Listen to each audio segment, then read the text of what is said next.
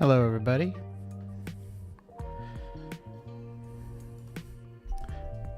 Howdy. Just as a reminder, this channel is for educational purposes only, or perhaps entertainment purposes only, depending on what the law would prefer. So now that we got that out of the way, oh yeah, it's always important to do your own research, make your own conclusions.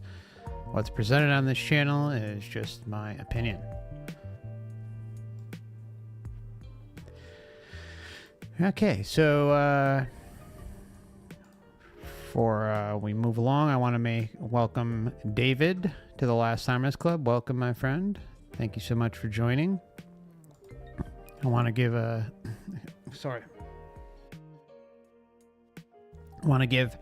big hello also to everyone on Rumble and on Odysee. Jeff Fields, Roiling Water, great to see you both, and anyone else who may be listening over on Odysee. And hello, YouTube. Hello, John Doe. Good to see you, my friend. Hope you're doing well. Pannon, great to see you. Candidly, great to see you. KC, Prepper, Terry, Chief, Mao. Hey, Mao. Seth Rakes, good to see you, Seth. Nice being able to talk with you a few weeks ago. Oh, and by the way, True Detective, speaking of that, got disconnected when we were speaking last time, so I apologize. Arcane, hello, and everyone else out there, hope you're doing well. Okay, so let's we're going into part 5 today. Just gonna throw this up here. Of course it's not ready. Why would it be? So yeah, we're going into part 5 of the Michael Newton cover-to-cover commentary of Memories of the Afterlife, where we go over life between lives and reincarnation, past life regression, soul groups, life scripts, and much more. So wanted to just say one thing. There in the last stream, there's some things I could kind of talk about and some things I got to be careful talking about, and that was one of those streams. So the important thing to keep in mind is that, past life regressions, as valuable as they are, they're not at like the top of my list as like, blow the doors out of the place, right? What we're really looking for is the consistency with the patterns that kind of line up with a lot of the other experiencer types that, in my opinion, are a lot more rock solid consistently. But that doesn't mean that past life regressions or life between lives aren't either. It's just that there is always going to be room for a possibility of error, either by the practitioner, the client. Predispositions play a role, of course, too. Obviously, belief systems, those types of things play a big role.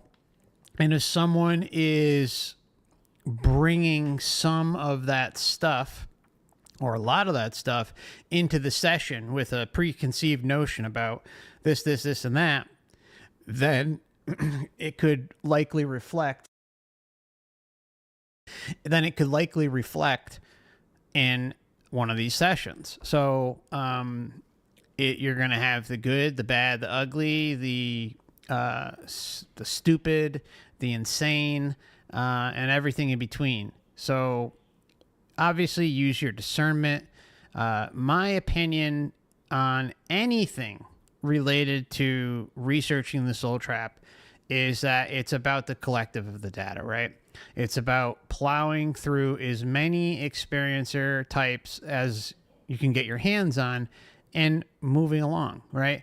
Keep it moving. Don't get hung up on any one particular case. I think that it's something that got me in trouble, but that doesn't mean like, you know, you're going to run across like mind-blowing cases and you're going to want to know more like about the person. You're going to want to know more about everything about them, right? Anything else they may have put out. Like you're just, that's natural, right? It's part of researching. I think that's, it's like in our blood, right? To our essence to do that. So, don't throw the baby out with the bathwater either. That's the best thing I could say. I understand that this series may not be for everyone. I get it. That's fine. But doesn't mean throw away past life regressions, life between lives, that type of stuff either. You know, perhaps move along to a different practitioner, right? In this book, what we're doing is we're kind of getting a little bit of a taste of different practitioners. So it's a little different than the first two books. But that being said, I still think there's a lot of value here. And but obviously use your own discernment, your own opinion, and make the best decision for you. But just don't let the whole topic fly out the window. You know, remember we are dealing with hypnotherapy.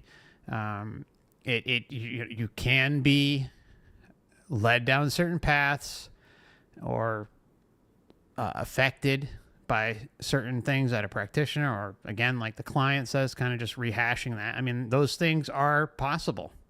The other thing is, you know, blatant entity interference. That's very clear. You know, when you kind of even get to like the side of things with channeling, like a lot of the stuff with channeling, I kind of, even though this is kind of its own form of channeling, it's a little different because it's, I don't know, like the whole channeling industry is just too much. It's too much. I think there's just way too much BS going on in there, and it is what it is. That's my opinion, right? So make of what you will. That doesn't mean that there's not even value in that. It's just a little more difficult to find the authenticity consistently. That's kind of my feeling on it. So anyways, just thought I'd throw that out there. And again, I think it's an important topic, but feel free to continue listening to the series or skip. Totally up to you, my friends. All right, so let's get into the next installment. Okay, where are we? We're going into 14. Okay, here we go. 13. A Mystic Reborn. By Stephen Poplin, an American in Germany. Metaphysical counselor, teacher, writer, practical mystic, experienced coach and guide, photographer, and adventure traveler. Most, if not all, successful LBL sessions create inspiring connections with our souls, and thus to the spirit world. Although relatively few have blossomed into classic mystical experiences, as described by spiritual adepts, saints, psychics, and mystics, the following story illustrates that it can and does happen. As an artist, Anne probably had many inspired moments while drawing and painting, but she had left the financial insecurity of the artist's world for a lucrative but demanding job with a large corporation. Her present existence was one of team projects, long hours, and deadlines, not the classic arena for poets and muses. Anne was a pleasure to work with, partly because she was personally motivated and proactive. She was interested in astrology and felt attracted to what she called a celestial art of the heavens that influences our planet. We began our initial spiritual regression session some 4 years ago, and throughout our association, an ongoing interest for Anne has been how to better understand and fulfill her life's purpose. She wanted to know more about herself and how to express herself in the various roles we all play: co-worker, partner, friend, investor, and homeowner. She was especially concerned about how she could build a bridge back to her work as a visual artist. Anne wrote up her own perceptions and memories of our hypnosis sessions together, and I present them here with little editing. Note the details that a visual artist would appreciate. The session occurred in my home, with me lying on the couch with a blanket and Stephen sitting in an adjacent chair. He took me through the initial steps of relaxation, breathing, and counting backwards. As he suggested, I felt myself, Anne, or more precisely, the conscious analytical mind, shift off to the side, where she could observe without interfering. Stephen offered questions and comments throughout to guide the session. I won't mention all of these. Rather, I'll focus on the events of the journey that occurred. The first thing I see is a giant eye. I know that it's a god. Editor's note. The subject in this case uses a number of religious symbols to describe her feelings about the divine experience she is having in her LBL session. Some involve archetypes, such as a robed holy figure with long white hair, or metaphoric visualizations with an all-seeing eye, or more traditional Christian declarations. So, you hearing this so far? Wait till you hear where this goes. In declarations. Then, as if I had stepped back to view the whole being, I see it as a Michelangelo-esque god, the father being, with long white flowing hair, beard, and a white robe. It's as if we're in the clouds looking over a landscape of mountains. He is pointing, and I understand I'm being directed where to go. Directed. I look where to down, go. and I see that I'm wearing exquisitely luxurious shoes made of soft, silky material. Being directed, being told what to do. Fall in line, do as you're told, continue to believe in the Matrix, and everything will be just fine. Soft, silky material, embroidered with flowers and inset with jewels. I'm wearing a Renaissance-style gown, and I'm sitting in the private interior courtyard and garden of an aristocratic home. At first, I feel like the beloved daughter of this home, a young woman. But then my perception shifts, and my child, a little girl, is there with me. I understand the place to be the home of my marriage. There is much happiness and beauty here. I love my little girl. She is adorable, mischievous, about 5 years old, and running around the garden playing. She has a remarkable head of black curly hair, which is why I call her my little storm. In her present life, Anne is childless, but this causes her no regrets. I have noticed that many advanced souls who have had children in past lives are either neutral about the wish in this life or open to fate bringing a child. They are often very good uncles, aunts, and godparents. Of course, many advanced souls may choose to have children, which is a spiritual contract and an honor. A spiritual contract and an honor. Spiritual contract. Of course, many advanced souls may choose to have children, which is a spiritual contract and an honor. As Anne continues her narrative, notice her surprising realization of who or what she really is in this vignette. The scene shifts, and I seem to be at the top of a castle lookout, like the balcony of a turret. I'm looking down, and below I see a dark-haired young woman riding her horse off into the distance. I am very sad to see her leaving. I realize later I am the same woman as before, but I'm now dead, and my spirit is looking down at the young woman, who is my little curly-haired girl now grown up. I was killed during some form of warfare or invasion. She has vowed to avenge my death, and she is riding away to join a battle. Anne was pleasantly surprised to learn that this dark-haired daughter is presently a colleague and friend at work named Sarah. They have joked that they were probably together in some past life, and indeed they were. Although the presence of others in our lives often provides a rich and meaningful focus in these sessions, here I wish to present Anne's clear and colorful past life and between lives memories, and how she integrated these experiences to perceive her present life in an expanded and profound manner. As Anne continues her soul journey, the age-old idea that we will get our rewards in heaven actually becomes clear, but not in the traditional sense. We now accompany this soul upwards, at home in spirit. From there, the vortex, I arrive at a place I know at once is home. When I arrive at a place I know at once is home. Remember, they all think they're home. They think this matrix system is home.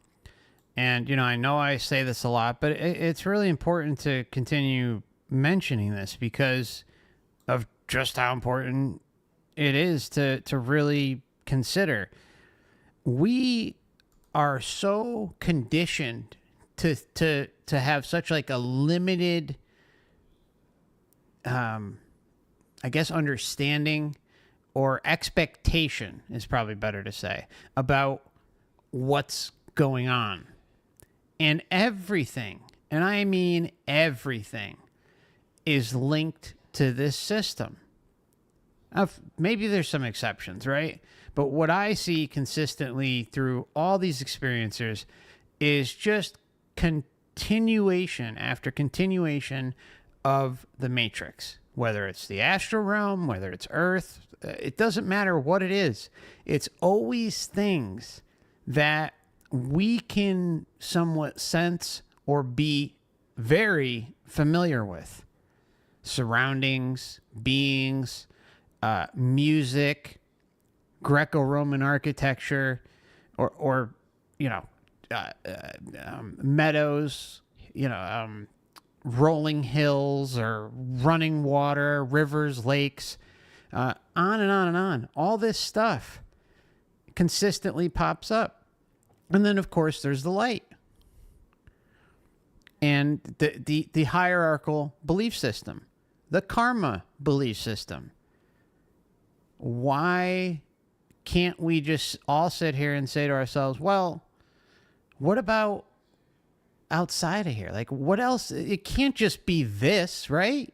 How could it be just this? And that's referring to Earth and all of the astral realms, all the, the soul groups and the gods and on and on, all this stuff. Think bigger, think beyond that. And we're cut off from that.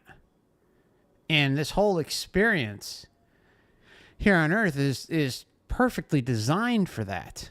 And then it's like, boom, our belief systems, everything that we learn and grow up with and assign our consciousness to is then rolled out like a red carpet when we leave here. The deck stacked against us. And all I'm saying is like, hey, let's think bigger. If there's this big ass multiverse going on, there's got to be a ton of other things we can do. Why does it always have to be with familiar surroundings? Why? There has to be more. I know there's more. I can't give many answers beyond that, but I know there's more. And I do know that we are constantly being stepped on and made to feel like we're shit on a shoe. Like, it's like, fall in line, do as you're told, don't discuss sovereignty. You're not allowed, don't do it. Fall in line, do as you're told, and we'll give you a little treat at the end of the day. Sorry. My dog. Shouldn't have said that word. Anyways, you get the point. Let's just think bigger, my friends. That's all. Think bigger. Tell him it is the Pearl Place, the place I go to when I make art. And again I weep, telling Stephen that I'm very homesick to go back. It is not me, Anne, experiencing and telling this. It is another being now, one who knows the Pearl Place intimately. So it's not me, Anne. It's another being who knows this place intimately, telling this story. Intimately. It is very beautiful here. Everything seems to be made of crystal and light and pearly, radiant hues, yet at the same time is kind of formless. There is a group of people sitting nearby, a little below where I am. They are all shining and made of light, and I know that they are all artists of one form or another. Writers, poets, painters, dancers, actors, and so on. Further in the distance, I can see more shimmering shapes of people coming and going, as if they, like me, are leaving and returning here. Some of them look like kings and queens, but I know they are actors in Shakespearean plays, wearing their costumes. When I look back at the other group of people who are sitting closer, I am surprised to see my friend Sarah looking up at me. What I see is not quite the human Sarah I know, though. It is the highest, purest aspect of her being, and I'm very moved to see how beautiful she is. Stephen asks about the Pearl Place and its people, and I tell him we are a spherical way of being. When I say this, I see the Pearl Place as if from a distance. Okay, so we are a spherical type of being. I mean, that, like, let's just, anyone who, if you've done, like, research on orbs, that's what my gut's kind of telling me here. And we have heard it, you know, beings of light, round beings of light, heard it in other experiencer types too, not just regressions and life between lives. It's sometimes there's like a humanoid type form in the form of light, and then other times it's just like a ball of energy, aka an orb. So anyway, just thought I'd point that out. Made up of all our spirits joined together. In the Pearl Place, even though we have our individual spirits, we are equally joined and part of the shining sphere. I tell Stephen this in a very matter-of-fact way, as a being who simply knows this. Then I see the God from the beginning of the journey looking down on us. The God. I tell Stephen he is not from the Pearl Place, not like us. Looking down on you. This God is looking down on you from a high and mighty place. Hear my words, you little heathens. Follow my words, and I promise you'll be just fine. Now get your ass back to Earth. The grasshoppers from the fable about the ants and grasshoppers. We love to play and laugh and make beautiful things. And here, unlike the fable, there is no punishment. I tell Stephen that God made us because we make him happy. Oh. He has many responsibilities, and he comes here for relief. He comes here for relief. We are, you know, this is one of those narratives that's out there. I'm sorry for stopping again, but I have to. One of these narratives out there is like, okay, the reason why we're all here is that God needs to experience life on Earth through us. No other way. Meanwhile, this supposed God, this freaking weirdo, this creep, is the one that put us in these freaking meat suits. Causes all sorts of problems. This God who has to work through us is just set up in a way that, you know, we have these meat suits and they just happen to be extremely programmable and susceptible to mind control. How about that? I mean, seriously, just think about the insanity of that. But yet we've, you know, this supposed God couldn't do any better. This supposed all-powerful and high and mighty being that, you know, we're working through couldn't upgrade the human firmware. Are you shitting me? I mean, come on. I tell Stephen that God made us because we make him happy. Oh. He has many responsibilities. Oh, many and responsibilities. he comes here for relief. Like jamming it right. Then I see my channel opening in the crystal, and I start walking through it. Stephen asks what this means, and I tell him we each have a place like this where we go alone.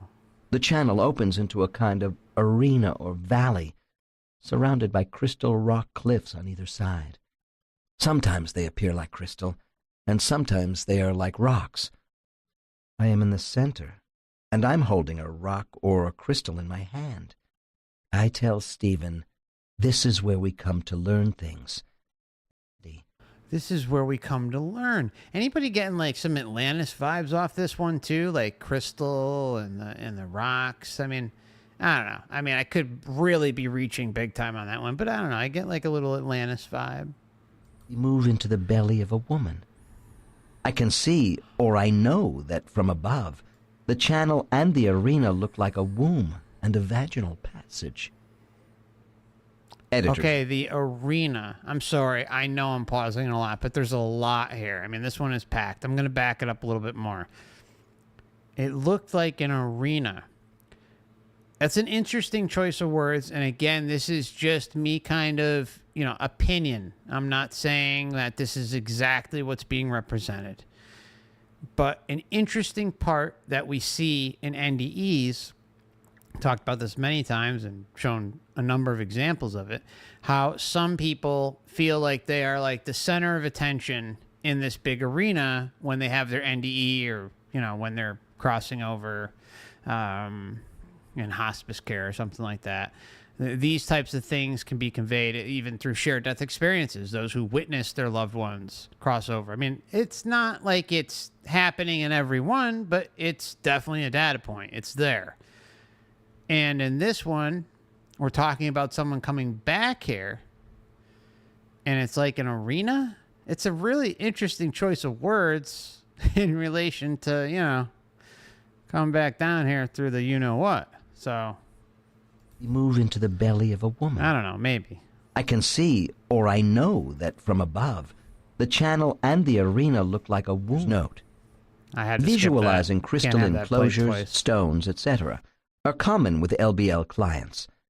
They appear to represent the balancing of vibrational energy that enhances thought and fosters rejuvenation of the returning soul. One can tell from Anne's description how moved she was. There were tears in her eyes and a beatific smile on her lips. She was in ecstasy. In this in-between place, between the earth and the cosmic pearl sphere, she imagined that I touched her hand, but my sense is that this was an association and a touch from a life long ago. I'm spellbound by the place and kind of drift. Spellbound. Spellbound. Her words, not mine. That means she is enamored, dazed, sucked in, by the system, completely overwhelmed. I'm spellbound by the place and kind of drift peacefully there. Because he thinks I might fall asleep, Stephen lifts my arm. The instant he does so, I become Father William, walking, hand on staff, up a rocky mountain path within a landscape that opens up toward the back area of the Pearl Place. I'm in a monk's garb, and I feel the sandals on his feet, all covered with dust from walking many miles on his travels. Praise the Lord. I must be in a deep trance at this point, because Father William is more vividly present in my body than anything that happened before.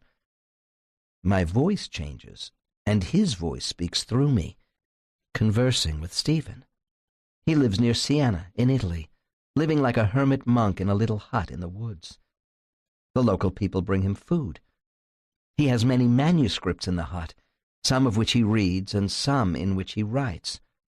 He is an old man now and very weary. Very. He tells Stephen how he gave up all the pleasures of love, family, and friends to serve God. Joke's on How you, he learned bro. many languages, studied many teachings, and how he traveled to spread God's teachings to the people. Stephen asks about Father William. How he spread the Matrix marketing department's word across the realm and didn't even get some. His God is the Catholic God.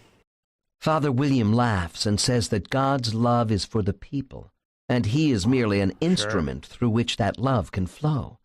Sure. I feel that Father William is a very wise, compassionate soul, pure in heart and motive. Stephen asks if Father William regrets leaving family, friends, and the possibility of marriage behind. He gives a soft smile and points upward, saying, "What greater love is there than this?" Meaning God's love. Can't beat it, guys. Then he says, "Besides, I have the bird to keep me company. Now I can see a tree branch outside the window of the hut, and perched on it is a rainbow-colored bird who sings beautiful songs for Father William.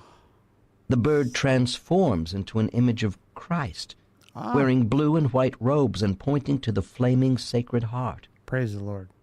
Father William has accepted much hardship gladly to follow the path of serving his God. Still, I can feel within him a great weariness. Stephen asks how this life ends, and I see Father William setting out on his travels through the woods. For the very first time, instead of forging onward, he stops to rest by a stream, to enjoy the peace and beauty there. And he dies peacefully while sitting there by the stream.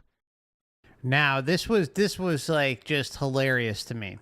So he works at the behest of the Matrix marketing department, doesn't get some, spreads the word of the Matrix far and wide, and ends up dying by water. I mean, I think that's just so fitting. I mean, I think it's horrible, but I think it's so fitting that the Matrix has kind of rigged it that way, that he's in front of water, which is, you know, could be the equivalent of the rivers of forgetfulness, like, boom. It seems so symbolic to me. Could be wrong, but like just something my gut tells me that it's way too fitting that someone who is literally dedicated every waking moment of their life to the Matrix marketing department ends up dying in front of water, which is representative of the memory wipe. I mean, it's just, I don't know. It'd be hard pressed for me to think any other way, but you know, who knows? Fuck. Stephen asks me what significance Father William's life has for me. And I begin to weep again, saying, "It can't be like that. It was too hard, too hard." And then I see the God back in the Pearl Place, who takes me into his arms, saying, "It's all right. You're not meant to be the father this time. You're meant to be the child, the bird who sings the songs of the Sacred Heart." This was such a beautiful and poignant experience, and I felt a deep gratitude to witness this journey. In my earth time, many hours had passed. I knew, however, that to Anne, in this state of bliss, this was not long at all. She was outside time, in a lovely place of serenity. Surely an advantage of doing a house call, something I rarely do, is to allow the reclined sojourner to float in the ecstasy and to savor the many memories and feelings for as long as possible. Anne was full of heart and spirit, and I saw that these grand feelings could continue. It was time for me to go, but not time for the curtain to fall and the play to end. It's not time for the curtain to fall yet. You got many more lifetimes to go. Chop, chop. You did not even though you devoted your life to a life of service for the Matrix marketing department, it's still not good enough. Well, too bad, so sad. See, this is a system you cannot please. I say this so often because it's true. You cannot please the system. So if you think you're going to ascend by taking the route that the Matrix is providing you, that the astral realm is providing you, I just think it's a complete setup. I mean, that's what it shows consistently. It's one big hatchet job. And until we literally take our sovereignty in our own hands and refuse to interact, I think it has the upper hand almost every time through numerous ways of deception. Suggesting that she remain lying down while I quietly left. Then Stephen readies me to end the session. We talk a little, then he leaves. But after these remarkable experiences, I remain in a heightened state of awareness for several days.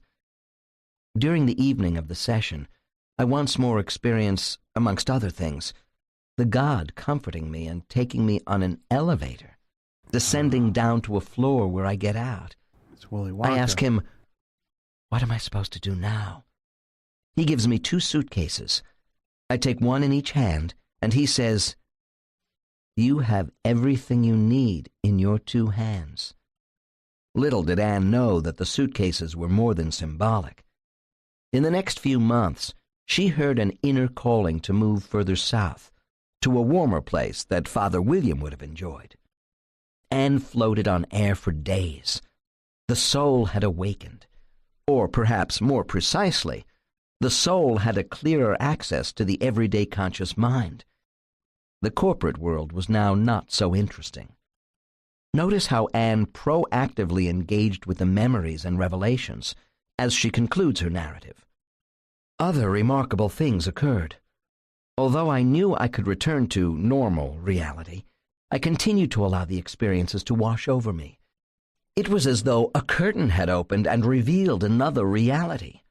Literally, the tangible experience of a spiritual reality. And I wanted to stay in its flow. A couple of days later, I visited Stephen's office for another session, in part to help me process the remarkable things that had happened. I took the subway and walked several blocks. All the while, it was as if I was floating in another mystical reality. I was able to cross busy streets without looking at the cars or traffic lights, something I'm normally very cautious about. Many people turned their heads as I passed and smiled, as if sensing the presence in which I was immersed. After talking with Stephen, we did another regression session. This time, I was a white bird flying south to an island in the middle of the ocean. I find a mountain on the island, and the God from the previous session is at the top waiting for me. I sit within his arms like a child with its father, feeling the beauty of divine love.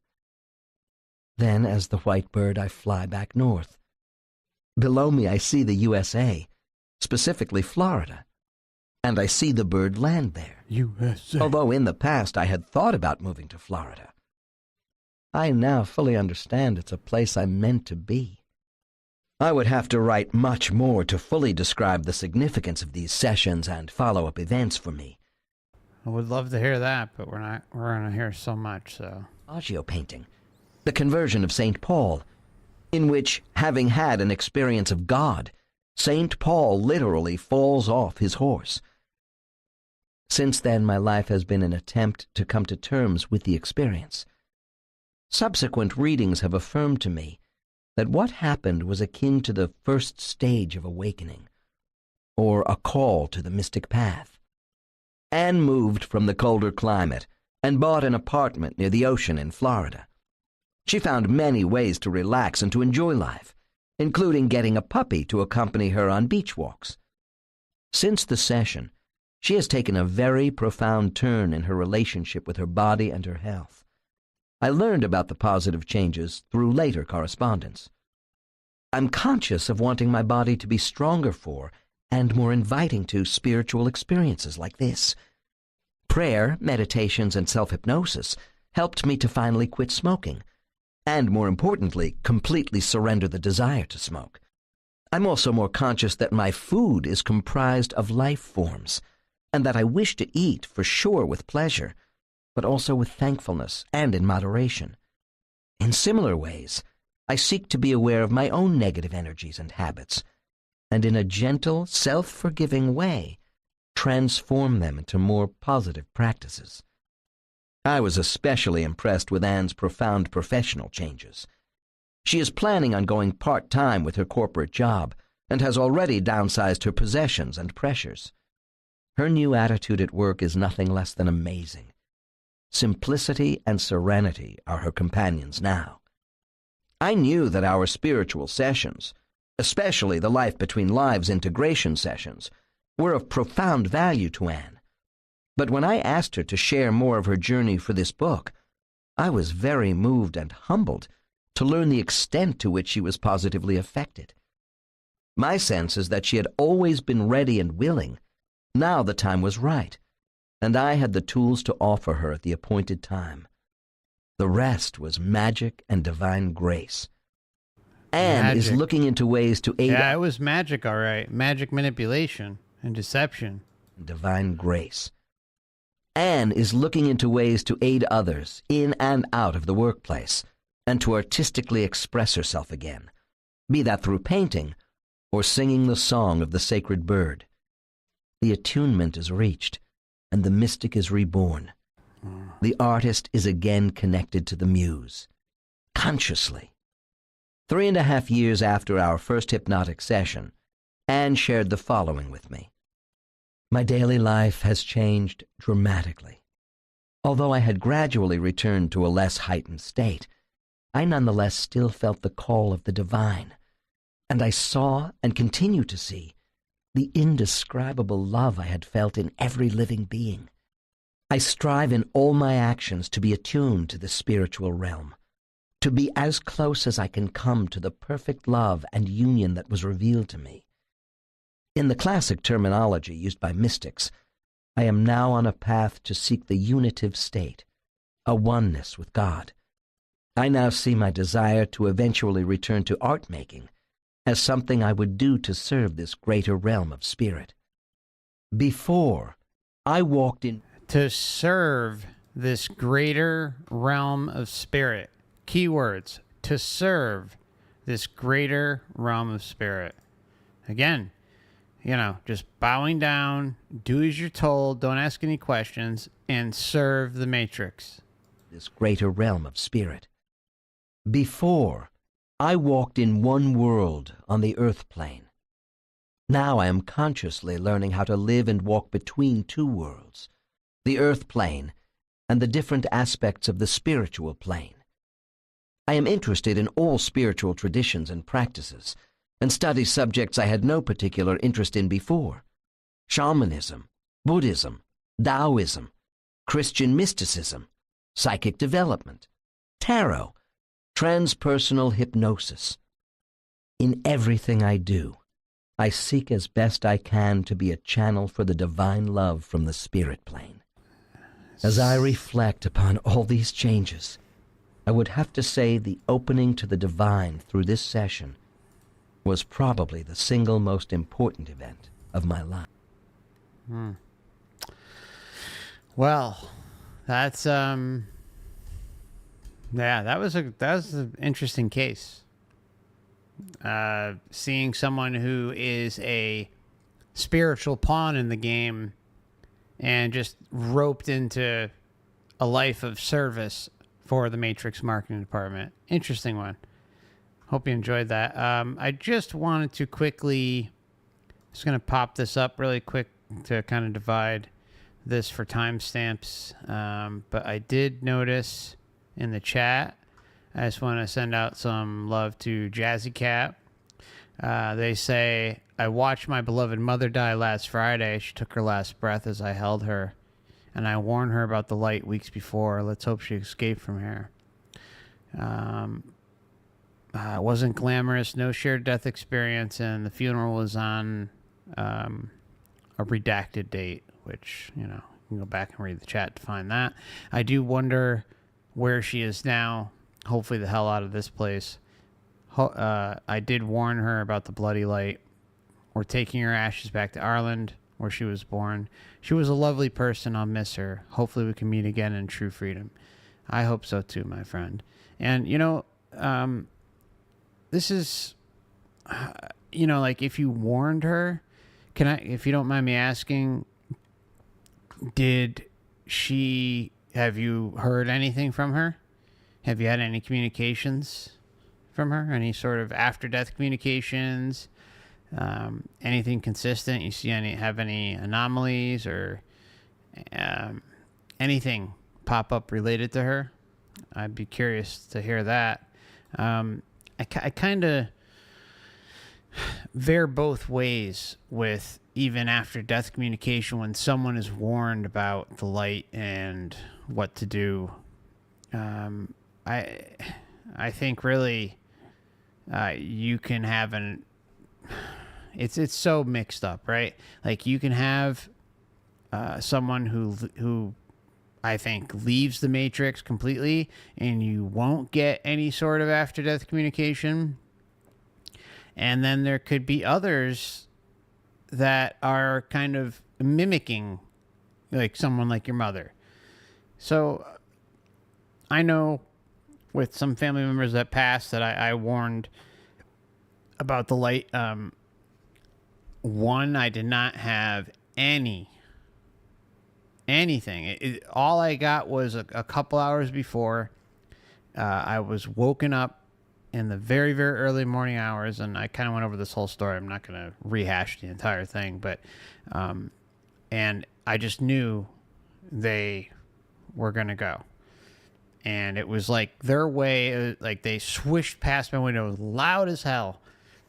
And there was some sort of like bluish humanoid kind of figure.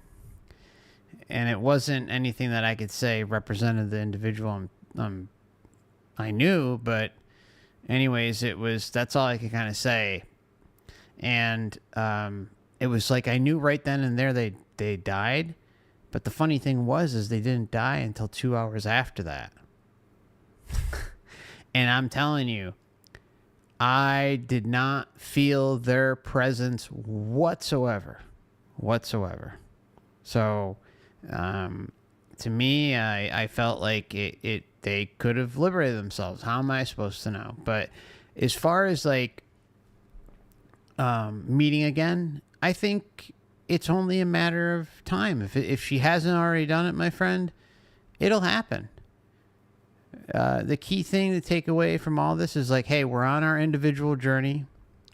We all come here at different, different timelines, different periods of our existence, I guess you can say. And some of us may be newer. Some of us may have been around a while. Some may figure it out sooner than others. But in the end, I think everyone gets out of here eventually. May not be this lifetime, may not be 10, 20, 30, 100,000 lifetimes down, but it'll happen. And, my heart goes out to you. I know it's difficult, especially when it's someone that close like your mother.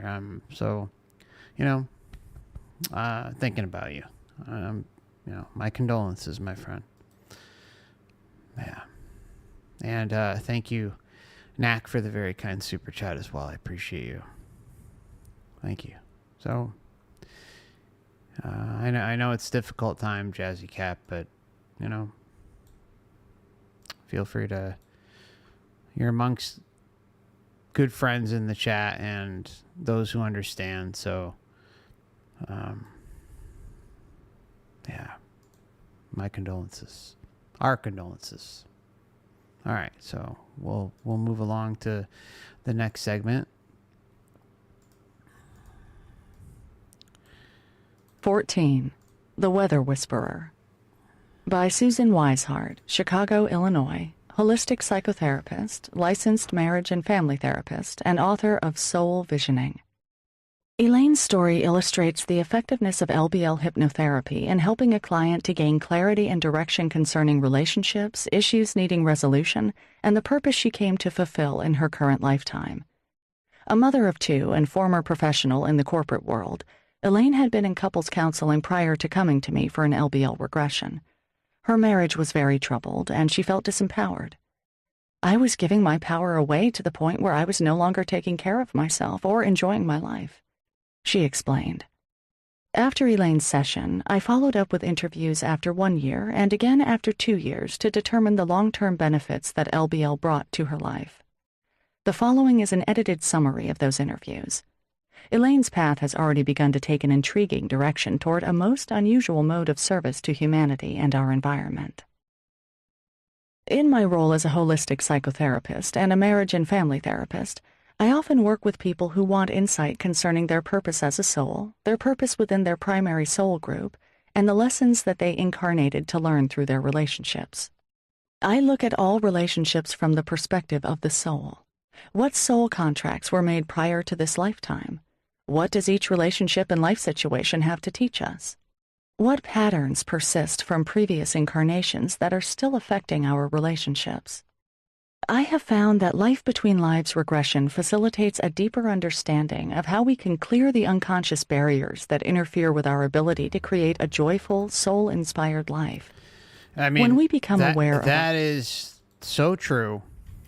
Phobias, fears, I know we've talked about this a lot, but it's true. Like, things that irk you, especially if you think back to things that, like, fears, paranoia, or any sort of just things that make you uncomfortable, that are out of the norm, especially rooting back to childhood, which, of course, there's childhood trauma that you can experience here. But if there is nothing you can necessarily link it to, and we'll kind of branch off to that in a moment, so bear with me a second here. So you have two types of things, right? Or a combination of both. You have one part being traumas and so-called karma, and trauma. Yeah, I already said traumas that relate to something that you experienced in your past life or past lives that may even continue to repeat themselves, which is absolutely disgusting and sickening to think about, but it happens, and it's not uncommon. It's a fairly regular thing. I wouldn't like put it like high up there, but it's there. I mean, that should be a red flag in and of itself, that you are going to reincarnate in a different lifetime and have these traumas that some may be karma related and others may have absolutely nothing to do with karma. But yet they're there, and it's like a subconscious trigger for you. I think it's absolutely sick that this is allowed to occur, but it does. And these things could be like, being afraid of heights. I think many of us become afraid of heights. Like I faced it and did some skydiving. One of these days I'll share some of the video and the pictures of that. But it's just crazy. But anyways, that's just one example, right? Fear of heights, fear of water. Pick it. Fear of insects, spiders, everything and anything you could think of. Fear of fire, all these different things. And when you can't pinpoint a reason for having that fear as it pertains to this life, then it's past life related. Period. The end. That's just the way it is.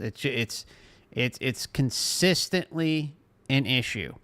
And by going into a session with a hypnotherapist, I'm not a medical doctor. Remember that? I'm not a doctor. This is not medical advice, or, I'm not giving any sort of advice in any way, shape, or form. But sometimes, if you go to a hypnotherapist and work on those deep-seated fears, you can actually rid yourself of them with a good hypnotherapist. And it doesn't even have to be always like you don't even have to necessarily get into a past life regression. You can just say, hey, I have a fear of this, help me. And they may be able to do it. Now, if they're familiar with regressions, then you can maybe even get like to the deeply rooted seed as to where it's actually coming from. But it's not always necessary. I guess it depends how consumed you are by it and how obviously talented the hypnotherapist is too. The other thing, obviously, is there is trauma that you can endure while here. And especially traumas that are endured as a child, we compartmentalize them. It's built into the software and hardware of the human experience, the human body. where if something is overly traumatic, you may leave your body, your subconscious will tuck it away, and you'll have those fears. You'll have those things kind of eating away at you, and you won't know why. And this is where like hypnotherapy could come in and help. I mean, it's crazy. So anyways, I just thought I'd throw that out there. Something for everyone to think about. Like, if you find yourself in a position where you're letting certain things overly consume you and you don't have any answers, you may be able to find answers. And also rid yourself of certain things as a result of that. Again, not medical advice, not a doctor, not a nurse, nothing, none of that stuff. So take it with a grain of salt, wink, wink, and do what you think's best for you. Of how we can clear the unconscious barriers that interfere with our ability to create a joyful, soul-inspired life. When we become aware of our soul contracts with people in our present lifetime, with those we have known in other lives, and with those in our primary soul group, we may step out of the victim role and appreciate that we have chosen our experiences as our classroom. During Elaine's LBL session, she easily regressed back to some of her happy childhood memories, then into the comfort of her mother's womb, eagerly anticipating her birth into this lifetime. When I transitioned her from the womb into her immediate past life, Elaine remembered a significant lifetime as an African-American mother working in a tanning factory. I was surprised to find myself as a woman who had been raised in a low-income environment in New York City. I was very poor and had beautiful children. I was beaten in that life because I was black. The beatings were on the left side of my body. Interestingly, all of the medical ailments that have plagued me in my current life have been on my left side. A broken leg and arm, stitches on my left side from birthing my children, an epidural that worked on my right side but not the left, and injuries to my left side from a dog attack. When I run, I drag my left leg. I am working to balance that out, allowing that left half of my body to be just as celebrated as my right side. It is revealing to note that the left side of the body is considered the feminine side, and many of Elaine's past lives were experienced as a woman in a subservient role. For example, in another past life regression, Elaine discovered that as a small child in China, she was immobilized in a box to prevent her from struggling as her feet were bound, and she lost her sense of freedom. To this day, Elaine has claustrophobic feelings in any close quarters. Wait till you hear where this goes. I mean, I'm sure many of you have seen what they're talking about. It's absolutely appalling that this occurs. Binding girls' feet in China. I mean, it's sick. Claustrophobic feelings in any close quarters. During her LBL, she recognized that her ex-husband, whom she describes as having power over her in this and other lifetimes, was the... this and other lifetimes. Ex-husband had power over her this and other lifetimes. Boy, as if it wasn't, as if it wasn't bad enough the first time. No. Other lifetimes too. Here, bind your feet and have a controlling husband to boot. Sounds amazing. But everything's about love. God loves you. And he needs to experience foot binding through your suffering. Okay? Are you ready? All right. 100 lifetimes of foot binding and an abusive husband. That's the only way this can occur. It's insanity. Pure insanity. During her LBL, she recognized that her ex-husband, whom she describes as having power over her in this and other lifetimes, was the village footbinder in that Chinese incarnation. Her present-day soulmate was a friend in that Chinese life who used to unbind her feet and take her for rides on his back. In my current life, I have been athletic with a predominantly masculine side. In the corporate world, I was viewed as a very strong-minded person. That strength was never accepted readily from a woman, so I am balancing those issues through my mothering role. I teach my children that women can be strong not only emotionally, but also physically. My death in the African-American lifetime came when my lungs failed. I had worked for a glove manufacturer, breathing in the tanning chemicals they were using. I remember having a lot of difficulty breathing at my death. It had the beautiful chemicals, and she had a lot of difficulty breathing at death. Sounds like an amazing, top-notch life script right there. What I would do to have that one? Not. It's so sick. This is so sick. And somehow it's just normalized all the time. What kind of crackpot reality is this? Reality. No, it's a freaking clown show. A parasitic clown show. I remember having a lot of difficulty breathing at my death. I transitioned Elaine through the death scene into the spirit realm, where she was warmly received by her guides. The between state was this amazing place of love, energy, and acceptance. I bet it was. My spirit guides were not in human form.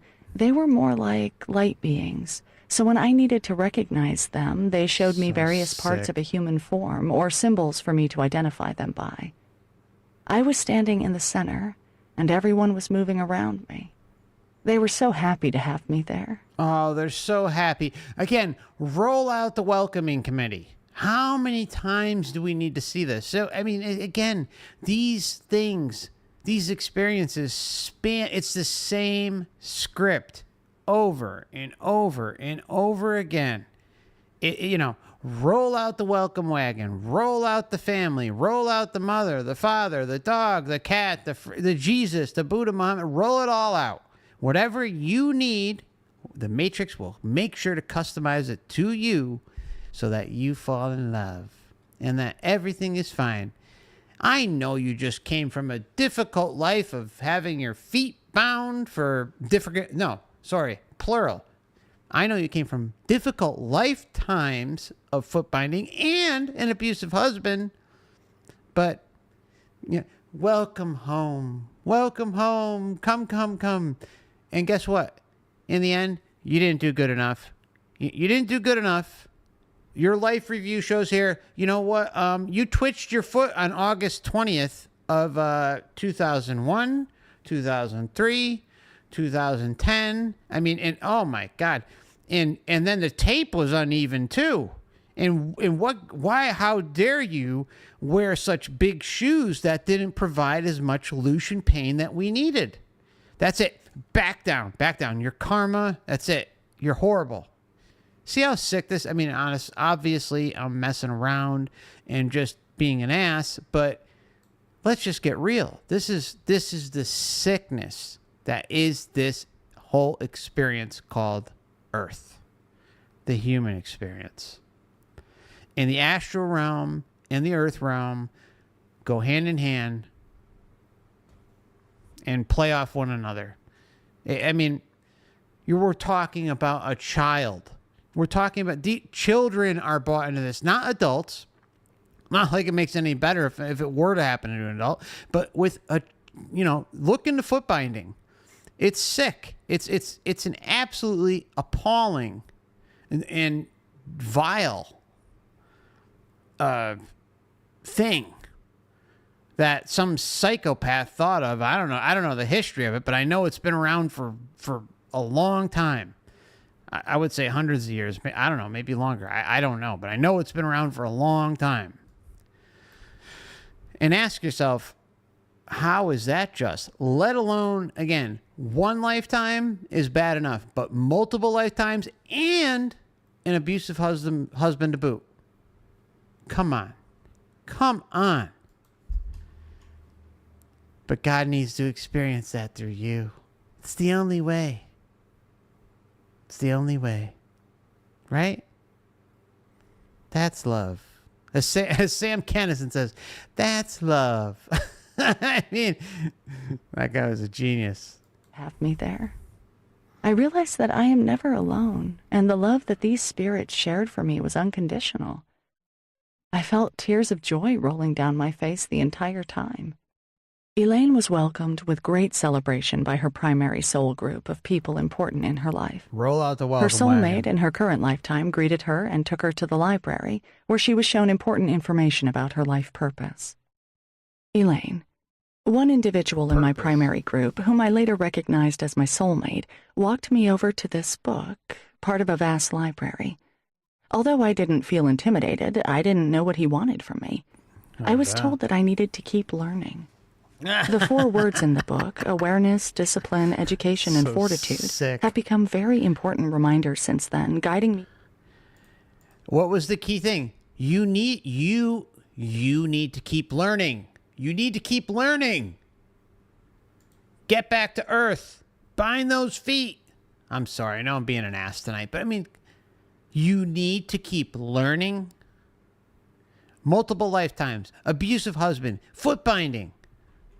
Multiple lifetimes. You need to keep learning. Praise the Lord. Praise the Lord. Hopefully you'll figure it out next time. Are you fucking shitting me? Intimidated, I didn't know what he wanted from me. I was told that I needed to keep learning. The 4 words in the book, awareness, discipline, education, and fortitude, have become very important reminders since then, guiding me about what I need to develop in my life. More was revealed to me at my you meeting need to with the keep Council of looshing. Elders about what these Exactly. words meant. Susan. Who else did you recognize in your soul group? Elaine. My deceased grandfather was there. I began seeing auras as a child, and he not only helped me feel understood, but accepted me for the scattered, wild child that I was. I recognized my father, who is alive today, one of my sisters, a high school teacher of mine who had committed suicide, and a woman who calls herself Melina. Melina is not incarnated now, but has always been an all-knowing maternal figure in my life. I have known her in my heart and sensed her around me since I was a little girl. It was wonderful to recognize the one soul who most understood me, who was the most nurturing. He is my current partner in this life. I realize that my relationship with him needs to be nurtured in this lifetime, and that it is my destiny to be with him. Susan, how did that destiny unfold for you? Yeah, did he bind your feet? Elaine. I finally had the courage to do what my soul knew was right for me. I understood Tell him my to pound marriage was sand. over, but didn't leave my husband right away because I felt it was my duty to let him know about my growing awareness of the spirit world. We had conversations about that, but I realized that he was just going through the motions of listening, and that deep down he did not respect my spiritual path. It was difficult for me to say, I need to leave now. He was angry at first, but eventually I was able to move on. He has also moved on and remarried. We share the parenting of our daughters. Elaine's relationship with her husband was materially based. Once again, she realized she had stepped into a subservient role and had lost herself. She did not feel supported or understood for her spiritual growth and passion for life. She Elaine- walked into another lifetime of servitude. Elaine eventually confronted her fears of leaving. She knew that in this lifetime she needed to leave behind the role of emotionally abused victim. Editor's note. We often see a repetition of the same karmic lesson over a number of lives. Yes. The immortal character... Yeah, and this is a big part of the problem. I'm sorry. I know I'm pausing a lot, but again, these 2 cases we're going over, at least tonight so far, are loaded. One of the videos that or TV series I highly recommend that goes and shows this exact point is called Life After Life. Not the Moody book, but it's a series. It came out in 2022. It's I think a BBC show. I'll pop the link in the chat just in case. I know I've mentioned it a lot, but if you haven't seen it yet, check it out. What you see is someone progressing, going through horrendous abuse, and then they end up dying. And when they die, they will be reincarnated, obviously, live through similar, if not the exact same abuse, and then kind of go a little bit step further in the abuse. So it's like they keep kind of adding to the timeline as they move along. It's so sick, and it literally lines up with exactly what we're seeing here. Why what kind of learning experience is that? And again, remember, you come here lifetime after lifetime not knowing where you came from, why you were here, where you were going, all this stuff. Your memory wiped.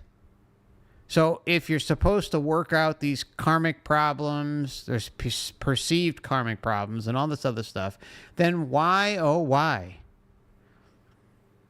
should you have to endure all that? If you can't remember what you're supposed to atone for, repent for, work on, it lacks logic.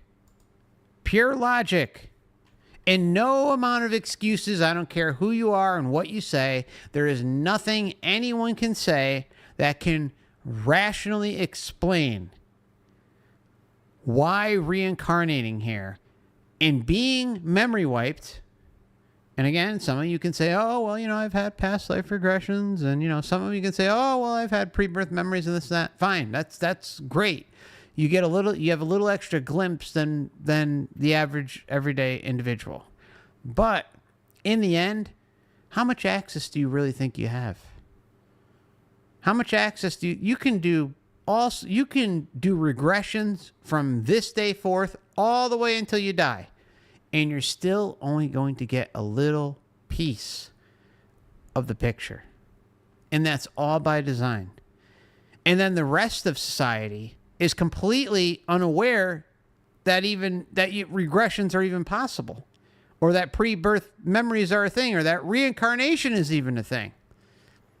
Well, not necessarily all of society in terms of reincarnation, because obviously there's the East, but you get what I'm saying. Like, there's a major disconnect here. If you're being memory wiped lifetime after lifetime and losing the information that you're supposed to kind of build upon and improve upon and grow, then it just it fails the logic department in every way, shape, or form. So I know I'm kind of ranting tonight, but it's kind of just one of those nights. Sorry.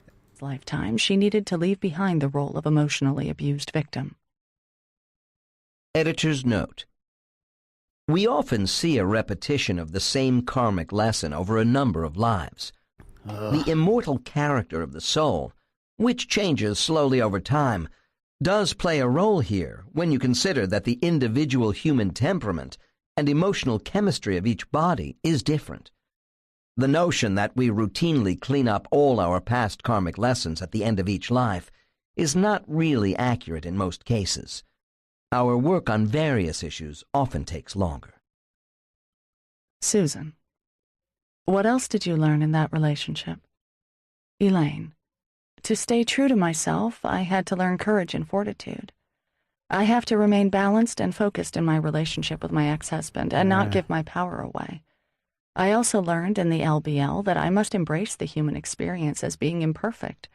That's a big one for me. Embrace it as imperfect. Embrace it, because it's the only way. Just embrace it and don't question anything. Do as you're told. I promise everything is fine and you will succeed. Just go through one more lifetime under the veil of forgetfulness and you will make it. I promise you. Rinse and repeat, rinse and repeat, rinse and repeat. I am hard on myself. I always had to be number one in the race. I always had to be the best. But I have learned from the LBL that imperfection is perfection. As her LBL continued, Elaine experienced a meeting with her council of elders, where she was further instructed about her life purpose. Susan, what was your meeting with the council like? Elaine, it was light-hearted. I was standing in a room with white marble floors and a semicircular table, and there were 3 light beings of indigo and gold colors. Their message to me was to lighten up. You have a lot of work to do, but you can enjoy doing it. They repeated. You have a lot of work to do, but you can enjoy yourself while doing it. Yeah, that's some bang up advice right there. But you can enjoy doing it. They repeated the importance of developing awareness, discipline, education, and fortitude because these were the qualities I needed to develop in my current lifetime to fulfill my purpose. Part of that purpose is to remember my wholeness as a spiritual being and to express that knowing in my life's work. There is something significant that I need to do to help Earth's health and awareness, some purpose related to weather and geologic changes. When I am in a meditative state, I become more attuned to weather patterns and seismic activity.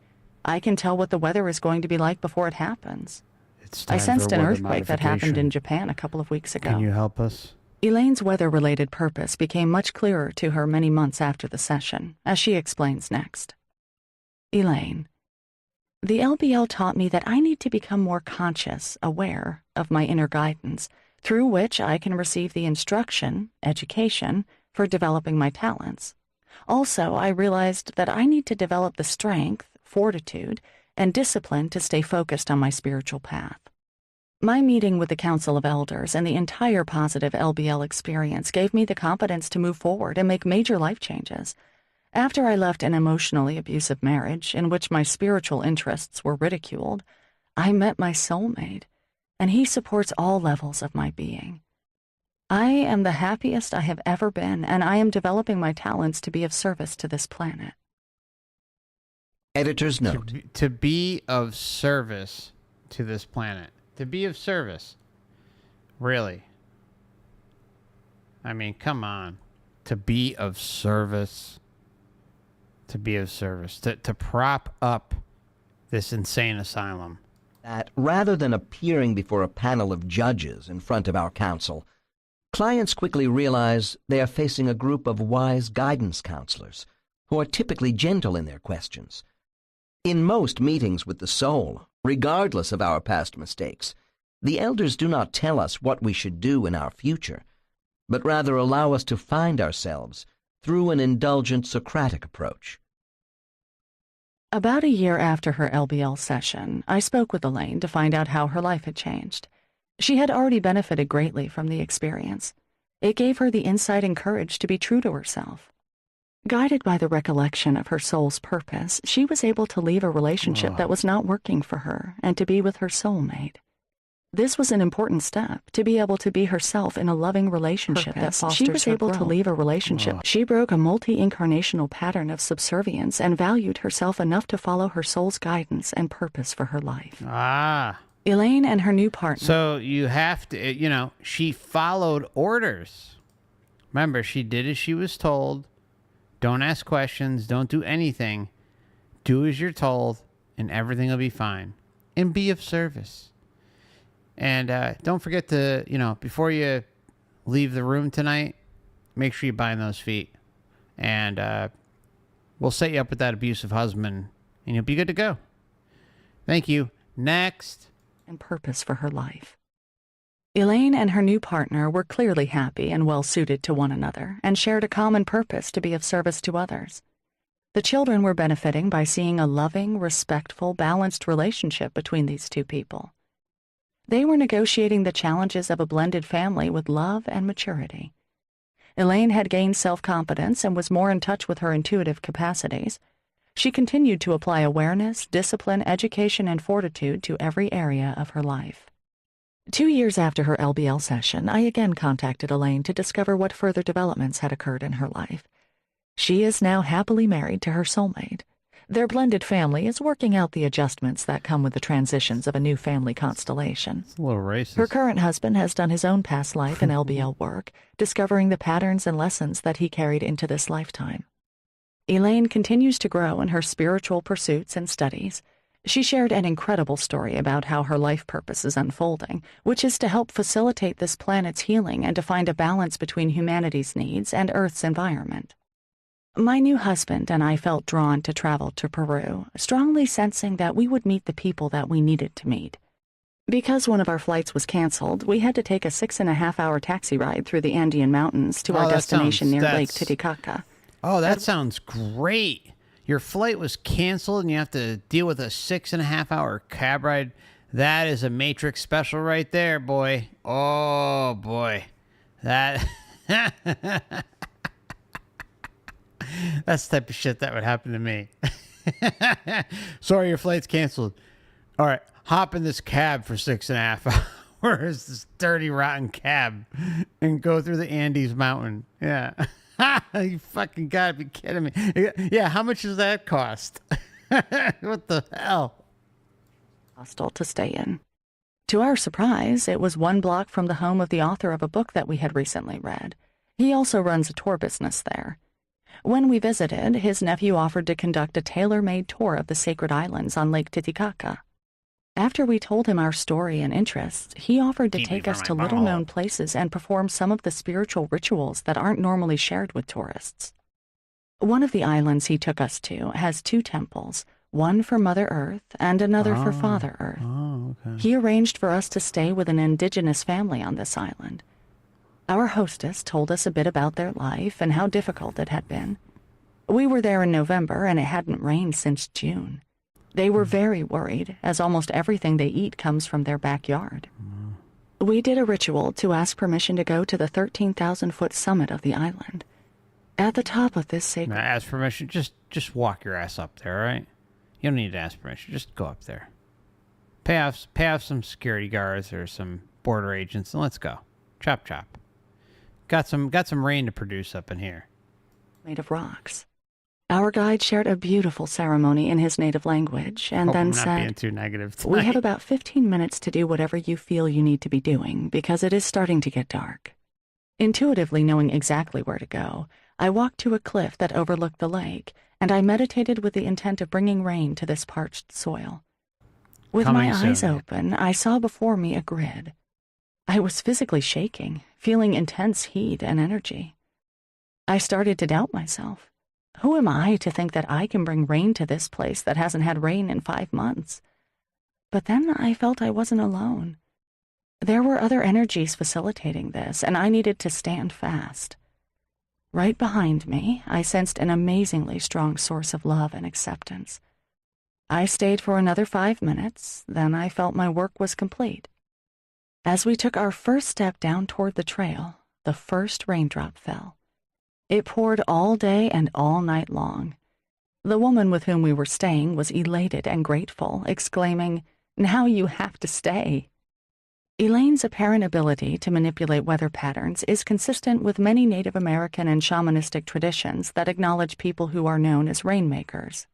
Although it may only have been a coincidence that rain occurred just after her experience, and there might be other explanations, to Elaine it was a powerful validation that she is on the right path.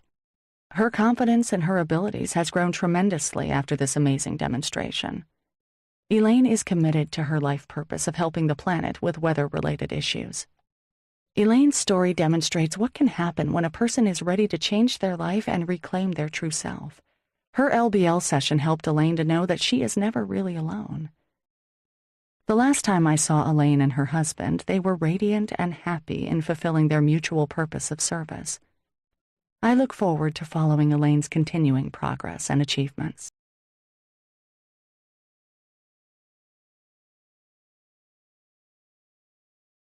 All right. So, we are going to be headed into the first break. Okay, so what we'll do is take about 5-6 minutes, somewhere around there, and see each other shortly. So, thank you for watching today. Please consider hitting the like button if you found some value and maybe sharing this content with like-minded individuals. And see you shortly.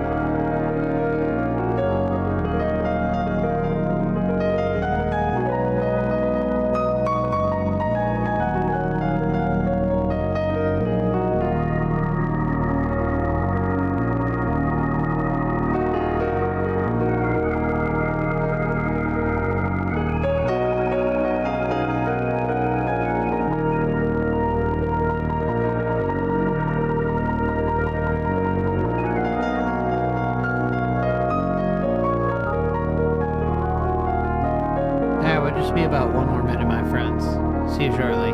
Thank you for your patience.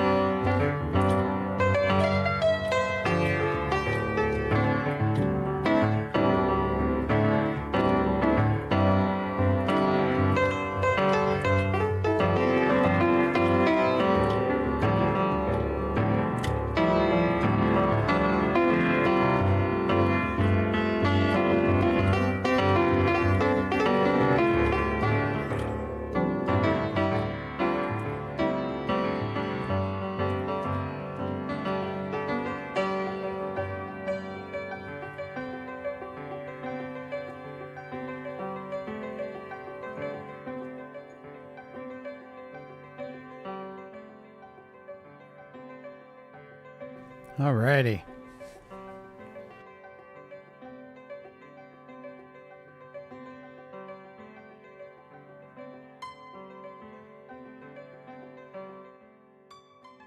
Alright, welcome back, my friends. Thank you for joining tonight. And just as a reminder, this channel is for educational purposes only. Or perhaps entertainment purposes only, depending on the eye of the law. Want to give a big hello to KSP. Sydney, always good to see you. A reason to smile. Love that name. And Super, Triple. Nicholas, hello. Supercalifragily. Expedalidocious. Hey, Bit of Venom, good to see you too. And everyone else out there, hello, hello. Give a big hello to Rolling Water, The Self, Jeff Fields over on Odysee. And anyone else who, maybe Marcelo on Rumble, and anyone else maybe watching on the other platforms. Thanks for joining tonight. So, kind of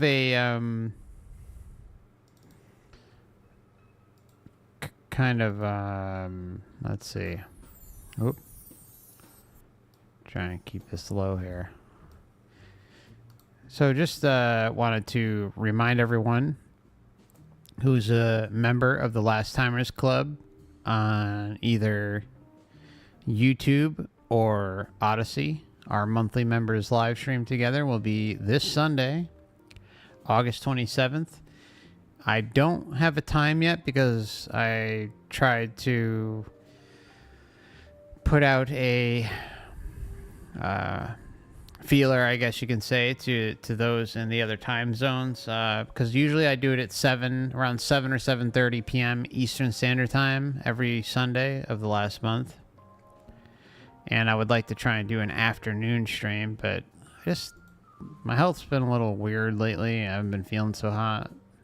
It's just like one of those funks with Lyme. But, let me see how I feel. I guess what we'll do is kind of keep it set for 7:30 at the moment.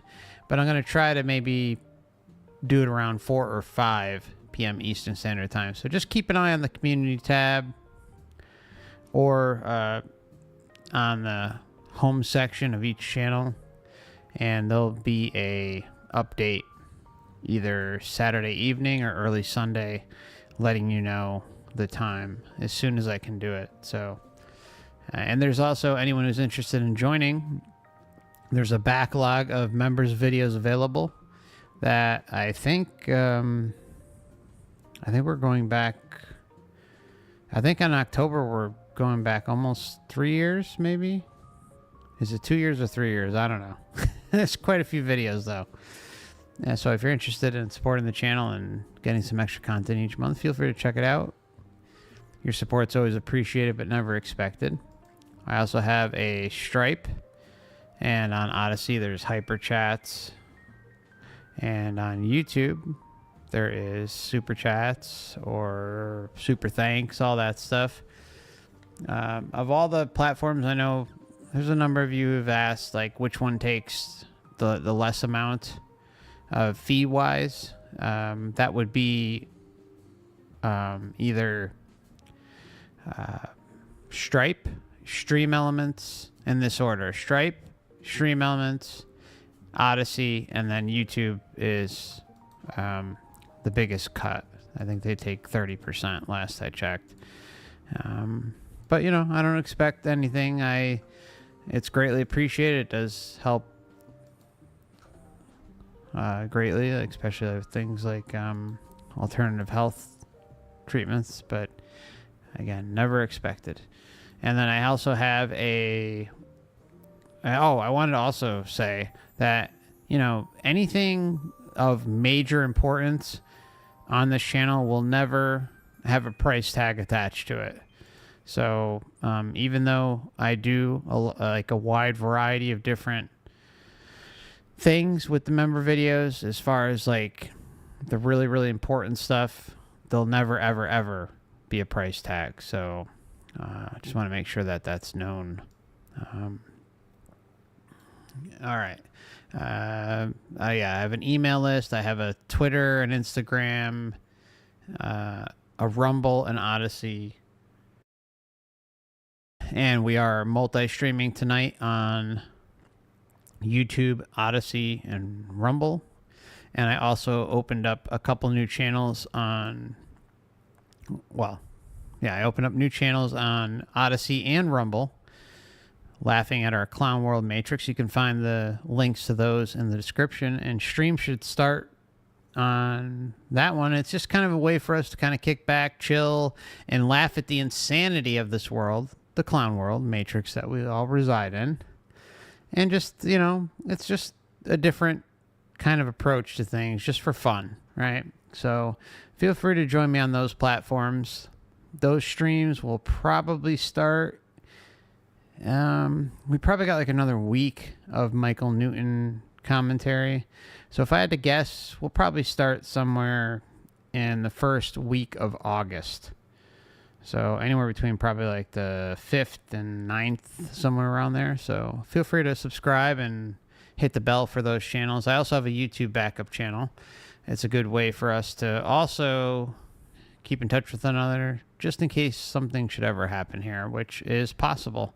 And that's why I have the email list. It's one of the few things I can control, so feel free to sign up for that. I promise I will never, ever, ever, ever, ever sell your data, share your data, none of that stuff. I despise that type of activity. And today, to date, I don't think I've still sent out one email. So I'm not the type of person who's going to bombard your inbox either. So anyways, that's kind of the end of the, awareness campaign of where you can find me across the internet.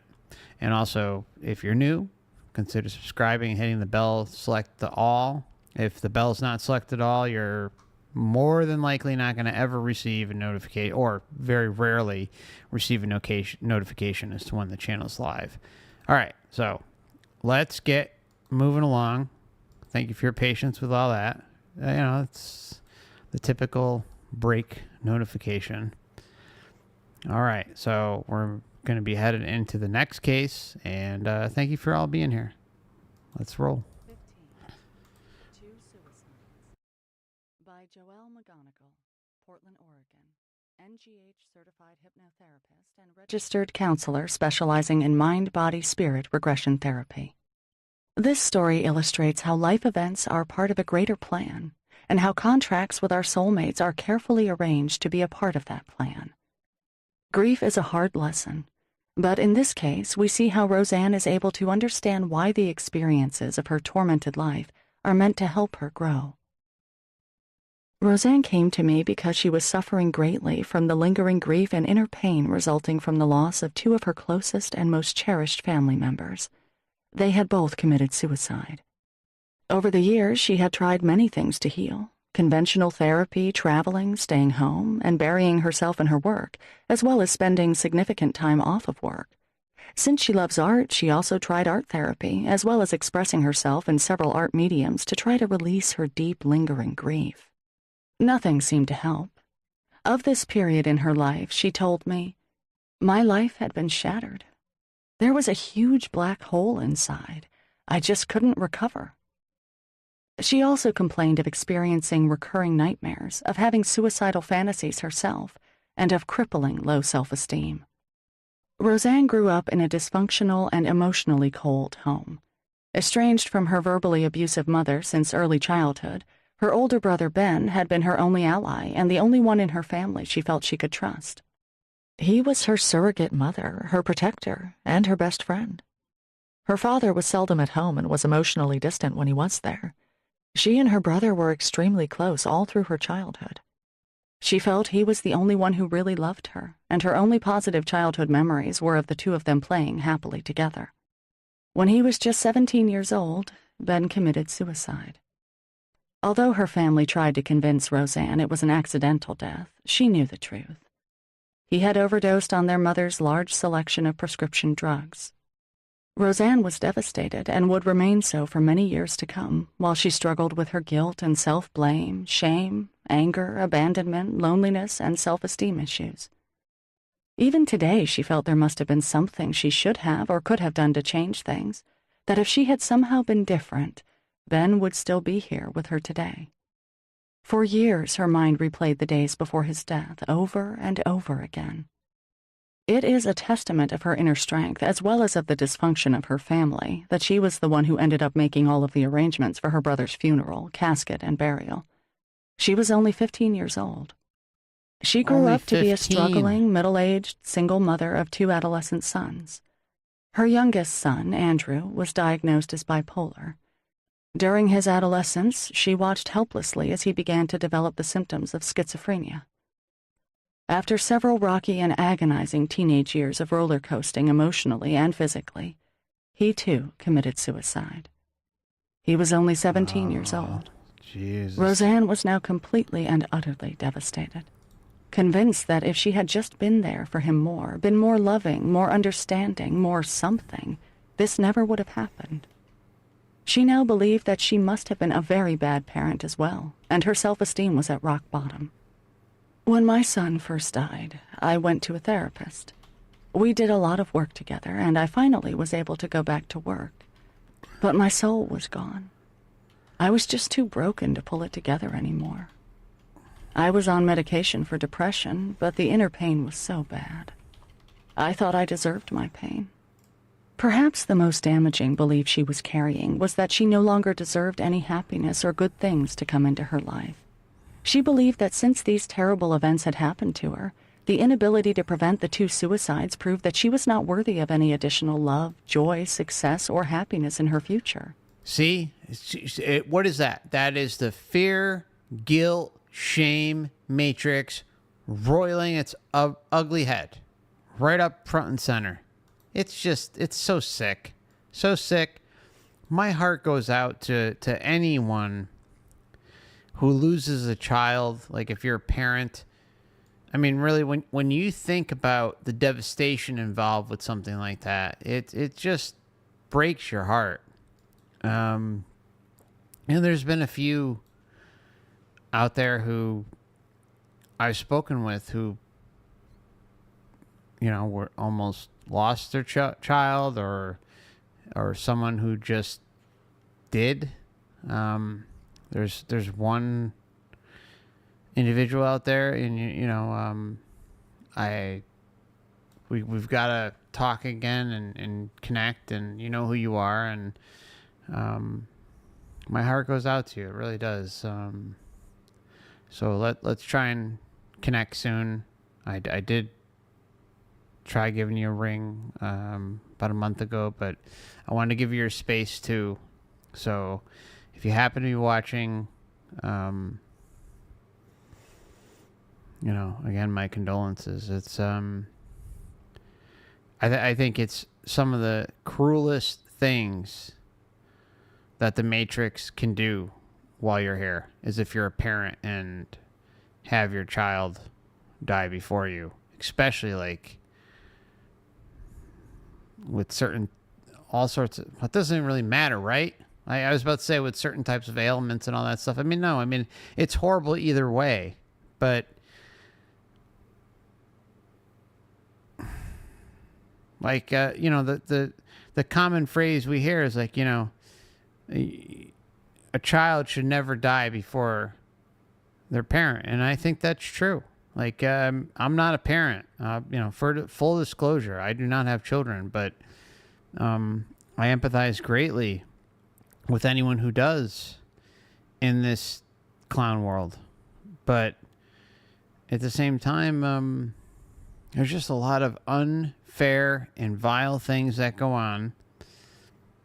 And there's, what really drives me nuts is like, there's so many other things we can talk about and kind of add to the discussion about what's going on out there, but we can't talk about them without risking everything. Some of you will understand what I'm talking about. Some of you won't, but you can read between the lines. I mean, and please don't talk about it in the chat. Like, you get, some of you will get what I'm saying. I mean, there's all sorts of problems out there, all sorts of sick things going on out there that lead a young individual to their death. Whether it's health, physical health, mental health, doesn't matter what it is. It's terrible. And then there's no help or assistance for the individual that's going through that. Or like you have to go through, piles of insurance paperwork just to get approval for this, like this one little small thing, or maybe like this other small thing. I mean, it's just so rotten. The whole system is just rotten to the very core.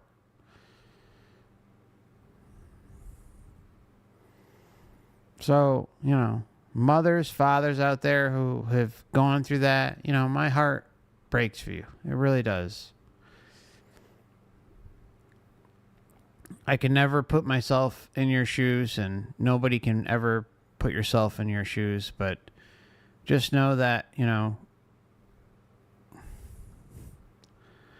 there's a lot of caring individuals here that do care. And I'm sorry. I'm sorry. It is the way it is. Anyways. Graphic suicidal fantasies, envisioning herself jumping off a cliff in a beautiful white dress. At last, no longer feeling her emotional pain. This is the road my client had been down when she came to see me over 2 years ago. I felt we needed to do some preliminary hypnosis therapy sessions to prepare her for the intense and in-depth experience of spiritual regression. We began by doing some conventional hypnosis sessions, using suggestions and imagery to help her feel more relaxed and at peace. We then did some childhood and past life regression sessions as well. These initial sessions helped her to release some of the grief and emotional pain that she was carrying, and begin to identify and untangle some of the distorted beliefs that she had acquired in other lives and accepted as true in her current life. We explored a few related past lives in which she struggled to survive, often hungry, scrambling to get enough food day after day. One of her beliefs that we uncovered in these sessions was that life has to be hard. Some of the other beliefs and themes we found in these lives were that no one really cares, there's not a lot of joy in life, only moments of not being afraid, and children die often. These lives all contributed to her current belief that life has to be arduous. There were many past lives where she experienced demanding work. In these lives, she experienced a variety of limitations and restrictions. She said, "I don't have a choice. I don't have enough of anything, not food or clothes. I'm cold and hungry most of the time." There were lives of unfairness and inequity as well, as a serf, a slave, and a poor farmer. My head was chopped off in one of these lives. At this point, I decided it would be best to postpone Roseanne's immediate past life review until we were ready to enter the spirit world. Editor's note. Death scenes in the client's most immediate past life are usually the most effective way to bring the LBL client through the gateway into the spirit world. This is because that life represents the most recent entry into the afterlife, so their memories are more vivid. As we move deeper into the relationship between these former life issues and her challenging life today, she had the momentous realization that all of these difficult lives had helped her to understand and explore the many faces of powerlessness. To balance this exploration, we also reviewed a few of her happy, loving, and peaceful lives as a way to strengthen Roseanne's present human ego by integrating her soul's past experience of being safe and loved. Our childhood regression sessions focused on helping her to resolve the still troubled relationship with her current mother. Still self-centered, unhappy, and unable to get outside of her own needs, her mother was unaware of the pain she had caused her daughter. And remembering all this in our childhood regression sessions, Roseanne still felt like her victim. "I feel so cheated. So much would have been different if I had been nurtured," she told me sadly. After these initial sessions, my client began to feel more at peace and centered in her life. She was less depressed as well. It was now time to do the Life Between Lives session. The results were spectacular. Roseanne was able to connect deeply in her session with the souls of both her brother and her son, seeing and knowing them to be glowingly happy and at peace. She remembered and at last understood clearly that the three of them had lovingly planned this life together to challenge Roseanne's courage. During the beginning of her Life Between Lives session, as we move into her prenatal experience in the womb of her mother, Roseanne realizes that her mother's coolness began here. She doesn't want to be pregnant with another child. It's like I'm not human. She doesn't want me. Roseanne feels herself armoring herself against the rejection she knows will come. As we continue with our session, I regress my client into her most recent past. The rejection she knows will come. Herself as a frail young woman of 18, living with her family in a small village. She remembers her cozy home, her busy, happy family, and the younger brother she loves deeply and often cares for. Caught in the crossfire of a battle in World War II, she dies alone in the mud near her family's small thatched roof home. We can't outrun the tanks. The ground is vibrating. I'm disoriented, on my hands and knees. I can't get up. I can't stay with my family. I'm terrified. I don't understand what's happening. It looks and smells like hell. I never get off that hill. And finally, I'm high up now, looking down. She realizes that even in her immediate past life, she was aware of feeling that if she had just been stronger and faster, she might have been able to save her brother and herself. This theme was to be continued even more strongly in her present life. As she floats away, it's very bright all around her. I think the brightness, is just to make me feel good. I love the way it feels. 8 purple lights then surround her. Her first thought is that they are spiritual guards of some sort. It's just there to make me feel good. Seriously. I mean, come on. Regardless of, I'm not going to get into the finite details about portions of this case, but, if true, listen. This theme was to be continued even more strongly in her present life. As she floats away, it's very bright all around her. I think the brightness, is just to make me feel good. I think the brightness is just to make me feel good. That's a truth bomb if I've ever seen it. Again, if true. But that's like common sense. That's what we talk about all the time.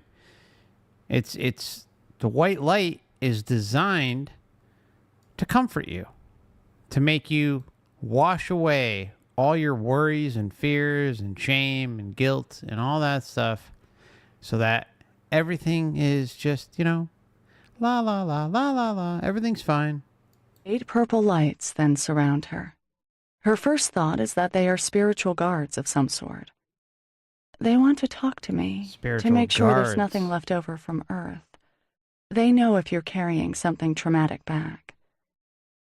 They fade away, and she realizes they were loving, rejuvenating soul beings who were there to help her come home. They know if you're carrying Loosh. Editor's note. And are quite happy. Apparently, this client's soul entry did not require immediate restoration of energy at the gateway. She then says, I'm not alone anymore. A friend is helping me now. It's the light that was surrounding me, letting me know he's here. I think it's my spirit guide, Jason. He's a clear, bright light. Good old Jason. I'm a simple shape now, a yellow-orange light. Now I'm rolling on a grassy hill. It's pure joy, so healing. It's like being a kid again. It's healing me from that life. My little brother from the life just left behind is there too. We're like 2 little puppy dogs rolling down the hill. There's no judgment here. Sick. I could judgment. be any age. The No grass judgment. is so green and soft. The hill is just perfect. All the colors are so bright.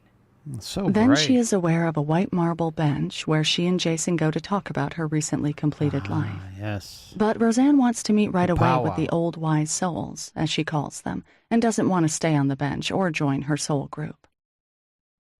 Editor's note.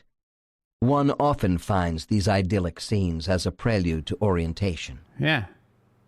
As we arrive, I got a lot of editor's notes going on up in here. I mean, it's the crossover between everything is just sick. Again, regardless of what case you may feel or within your gut is authentic or not, it's the consistency of the patterns, because they're not all bullshit. They're not. They're just not. So, regardless of the historic narrative that may be presented, you're getting a consistency that's just spread out between the experiencers. So it proves the deception. I mean, and again, in my opinion, but it's right there. she finds herself in a Greek setting where there are white marble pillars. She is joined there by 6 wise, white-haired beings in white robes around a table that she experiences as being a little above her. She comments that they seem larger to her than she is. Just a wee bit above her. They're just a little bit above her. Just enough where she's going to follow orders. Ready to begin. The 2 beings in the center begin their meeting. Editor's note. Because of human stereotypes, the elders are often portrayed in the minds of hypnosis subjects as old white-haired beings, mostly men.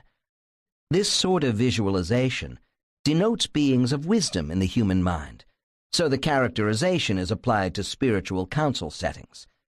The more advanced souls usually report the elders as being genderless. Also, We often hear about a raised dais or table for the elders above the soul before them. This visualization, too, denotes authority in the human mind. They communicate lovingly to her, helping her to Authority represents authority. current life has been courage. Her main goal in this life has been to be stronger and more courageous by demonstrating to herself how strong she can be in the face of intense pain and adversity. She remembers clearly now that her immortal soul self has orchestrated in great detail the adversity of her difficult, lonely childhood and the challenges of her life as a single mother. Even the 2 awful suicides that affected her life so deeply were carefully planned in order to challenge and bolster her courage and inner strength. She understands that this life is only one in a whole series of lives planned to help her gain the strength and courage that her soul is seeking. One in a whole series of lives. A whole series. Understands that this life is only one in a whole series of lives planned to help her gain the strength and courage that her soul is seeking. The difficult past lives we had explored were some examples of this lesson. The elders want her to know that her son, Andrew, is an old soul who had done just what he had agreed to do to help her to grow, and that she had helped him down his path as well. A difficult and headstrong child. Remember, it was just what he agreed to. Agreed. Little consent action. Had done just what he had agreed to do to help her to grow, and that she had helped him down his path as well. A difficult and headstrong child, she had been able to give him the freedom to be himself, keeping him safe without judging him. Because of her support and love, he had a full life during those 17 years in spite of his mental illness. Letting go of him after his death was part of her challenge in this life as well, she realizes, and she knew that she had fulfilled her part of the bargain. In addition to shedding light on a variety of other questions that Roseanne had about important events in her life today, the wise ones also remind her of her need to differentiate between her strength and her stubbornness. She realizes that while stubbornness is sometimes considered an offshoot of strength, courage and stubbornness are very different qualities. Yeah, they don't like stubbornness, right? Don't be stubborn. Just blindly agree, go along with what we're telling you, and don't ask questions. Stop being stubborn. You're not allowed to ask questions. You're in the presence of the council. Do as you're told. Put forth yourself and make sure that you agree to everything that we say. Otherwise, you will be labeled as stubborn. And stubborn you will be. Stubbornness are very different qualities. The elders also communicate to her that they want her to rejuvenate herself more often. They tell her she needs to protect Rejuvenate herself yourself. more from her own guilt and self-blame, that she has been too hard on herself. I need more self-love. It's all okay. She realizes with certainty that it has never been her fault or lack of tenacity that has created these challenges in her life, but rather the careful planning and agreement of several souls to help Roseanne's soul become even stronger. At the end of her time with the elders, they remind her to take responsibility for her psychic gifts, something she'd had a hard time acknowledging until then. Roseanne sees her son Andrew outside of the council chamber, and she goes to meet him. He appears to her now as she was never able to see him in this life, mature, wise, bright, and strong, an older man. He thanks me for the strength and courage. Wise, bright, and strong. Right, T? T is wise, bright, and strong. Just fall for it all. Let's just fall for it all. Let's just wise, bright, and strong. He thanks me for the strength and courage I had demonstrated when he was growing up. He's asking me to keep being strong for his still living brother. He's sorry he had to put me through so much pain. Her dear brother Ben is there too. Oh, yeah, they're very sorry. He's being a goofball. He wants me to be happy, to laugh, to find joy. He loves me. She asks him why he left her. Oh, my God. He's showing me now that his path was closed off early in this life, and that his death was also a part of the bigger plan. We both needed to experience his death for our growth. Okay, we have to experience his death for his growth. In Triple Indy, you're a little bit too stubborn. We shall cast down the matrix upon you, and you shall obey. And don't you dare be stubborn. Well, because if you are stubborn, we shall throw karma in your face, and you shall be released into reincarnation. Thank you. Goodbye now. Encouraged to move beyond it. As our session continues, the powerful events of her life are now shown in their true light. Roseanne now fully understands that rather than being a testimony to what she does not deserve, her life has been a carefully planned way for her to exercise and fortify her soul's inner strength, wisdom, and courage. I'm being given the chance to redo some things. I see that now. She also realizes that her various physical ailments are caused by being so hard on herself. I need to lighten up. No matter how you prepare, things happen.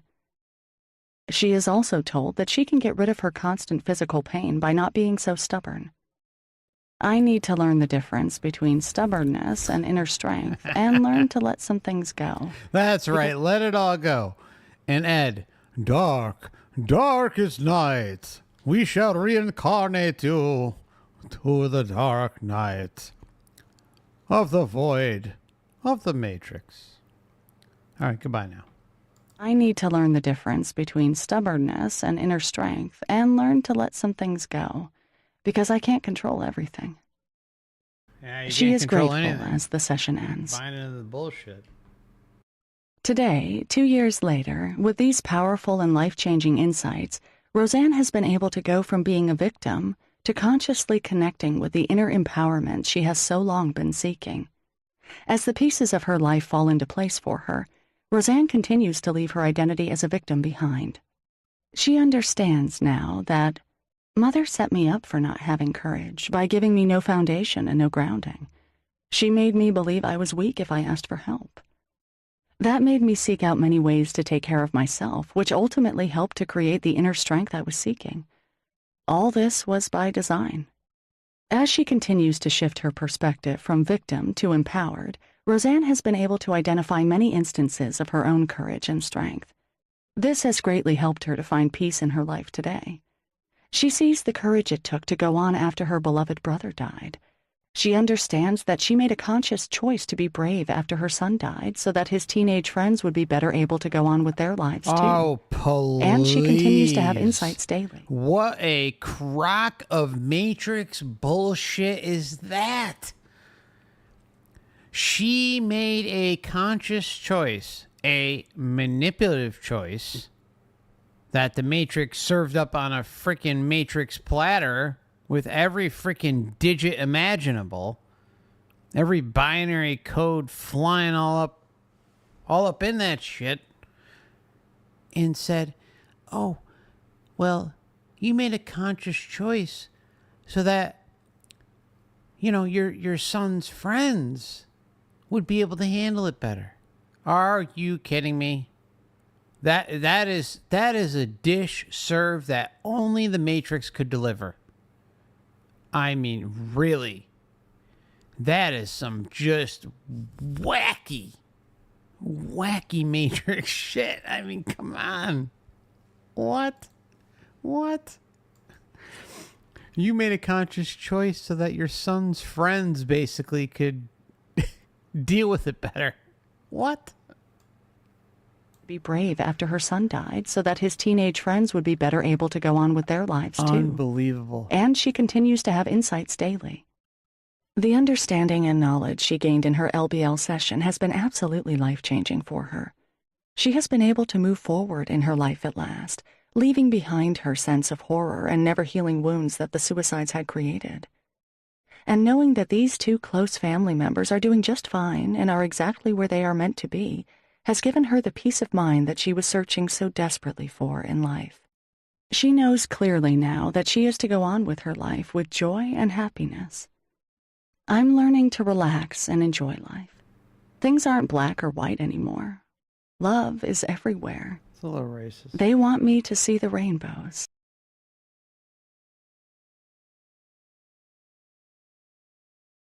Wow. Wow. That, I mean, talk about the mental gymnastics going on in that one. Woo. Damn. All right. I think let me see what we got here. Just bear with me. Maybe we could do one more. All right. Yeah, we can do one more. All right. We can do one more. And then we'll have to wrap it up. So let me just pop this up here for timestamp purposes. And I want to give a big thank you to Prepper. And there was another individual. And I completely apologize for not mentioning your name tonight. I saw there was a couple timestamps that were posted, and I have to go through the comments. I haven't looked at YouTube Studio much this week, so I apologize. But I want to give a big thank you to anyone who helped contribute to the timestamps through this series and any videos prior to help me out. I really, really appreciate it. So thank you, thank you, thank you. I will be sure to acknowledge any of you who did that in the next stream. So thank you. All right. So here we go. This will be the last case of the night. 16. Spreading Universal Energy Through Music. By Peter Smith, Melbourne, Australia. Director of Operations and instructor for the Newton Institute. Practices and teaches hypnotherapy. This is a story about energy. At the core of our soul being lies an amazing energy that we can integrate into our lives in so many ways to feel better about ourselves. This is Jeremy's case, and it gives insight into how the energy fields of individuals can interact for a collective purpose. Once these aspects of energy are brought to conscious awareness, our thoughts change, our outlook transforms, and most importantly, we can share this wisdom with others. Jeremy began music at the age of 7 and was playing professionally while still in school. Today he performs all over the world. As Jeremy matured, he was drawn more to exploring within, and Life Between Lives hypnotherapy became the next step after the book Journey of Souls was given to him by a friend. In 2005, he was one of the first in Australia to undertake this amazing journey. As he went deeper and deeper into the relaxed state, Jeremy traveled back in time to the life of Flight Lieutenant Frank Norbert. Frank was born in the Cotswolds, central England, in 1906.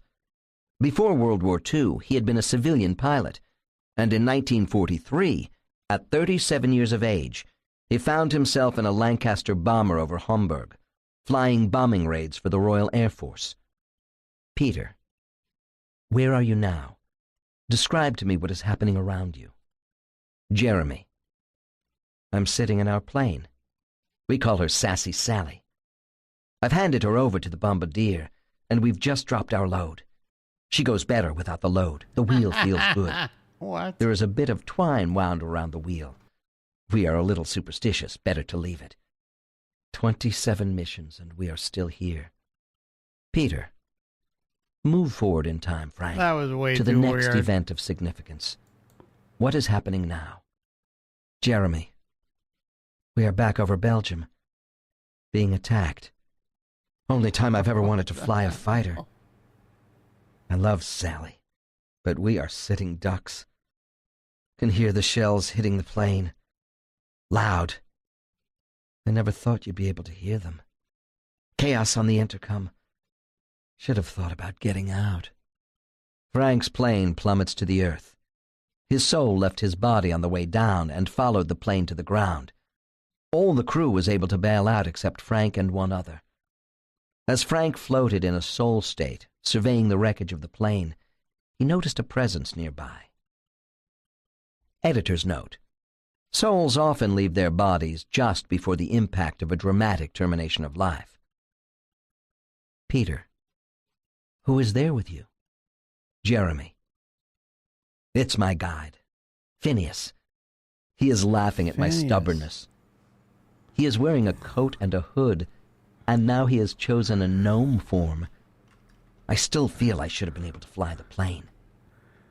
Phineas is saying you can't fly a plane with one wing. I keep thinking I can do something no one else can do. Editor's note.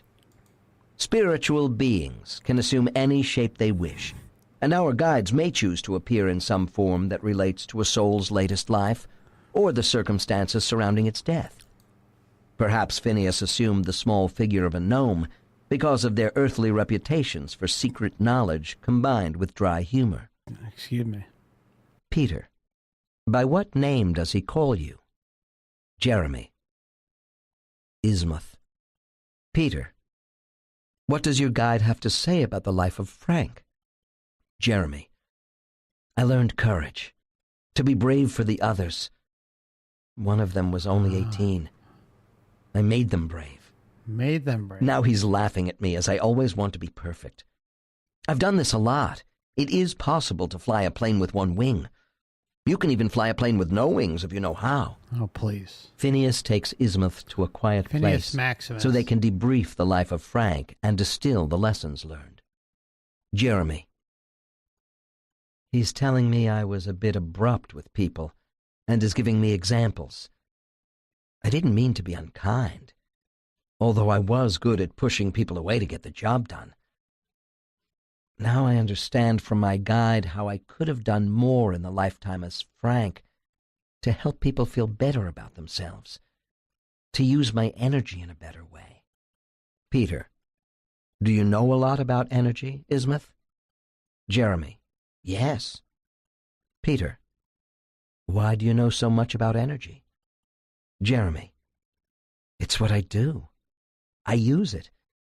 I can put some here, put some there, leave some with somebody, or put it all together and really make something happen. Peter, you mean leave your energy, rather like an imprint of the rapport and warmth you want to convey to people? Leave them a residual echo, a brief sense of your presence? Jeremy, yes. Peter, did you do this as Frank, the bomber pilot? Jeremy, no. Peter, are you an energy specialist, Ismuth? Jeremy, everybody uses energy, though some find it hard to hold it. They can't hold it and use it well. Peter, what do you do that others can't? Jeremy, keep people warm, comforted.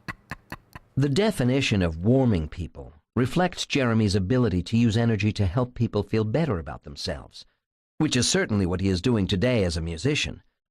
Sometimes in certain bodies, souls get so caught up in the mindset of that body and the tensions of its environment that their natural talents are inhibited, and they don't do the good work they are capable of in a particular life.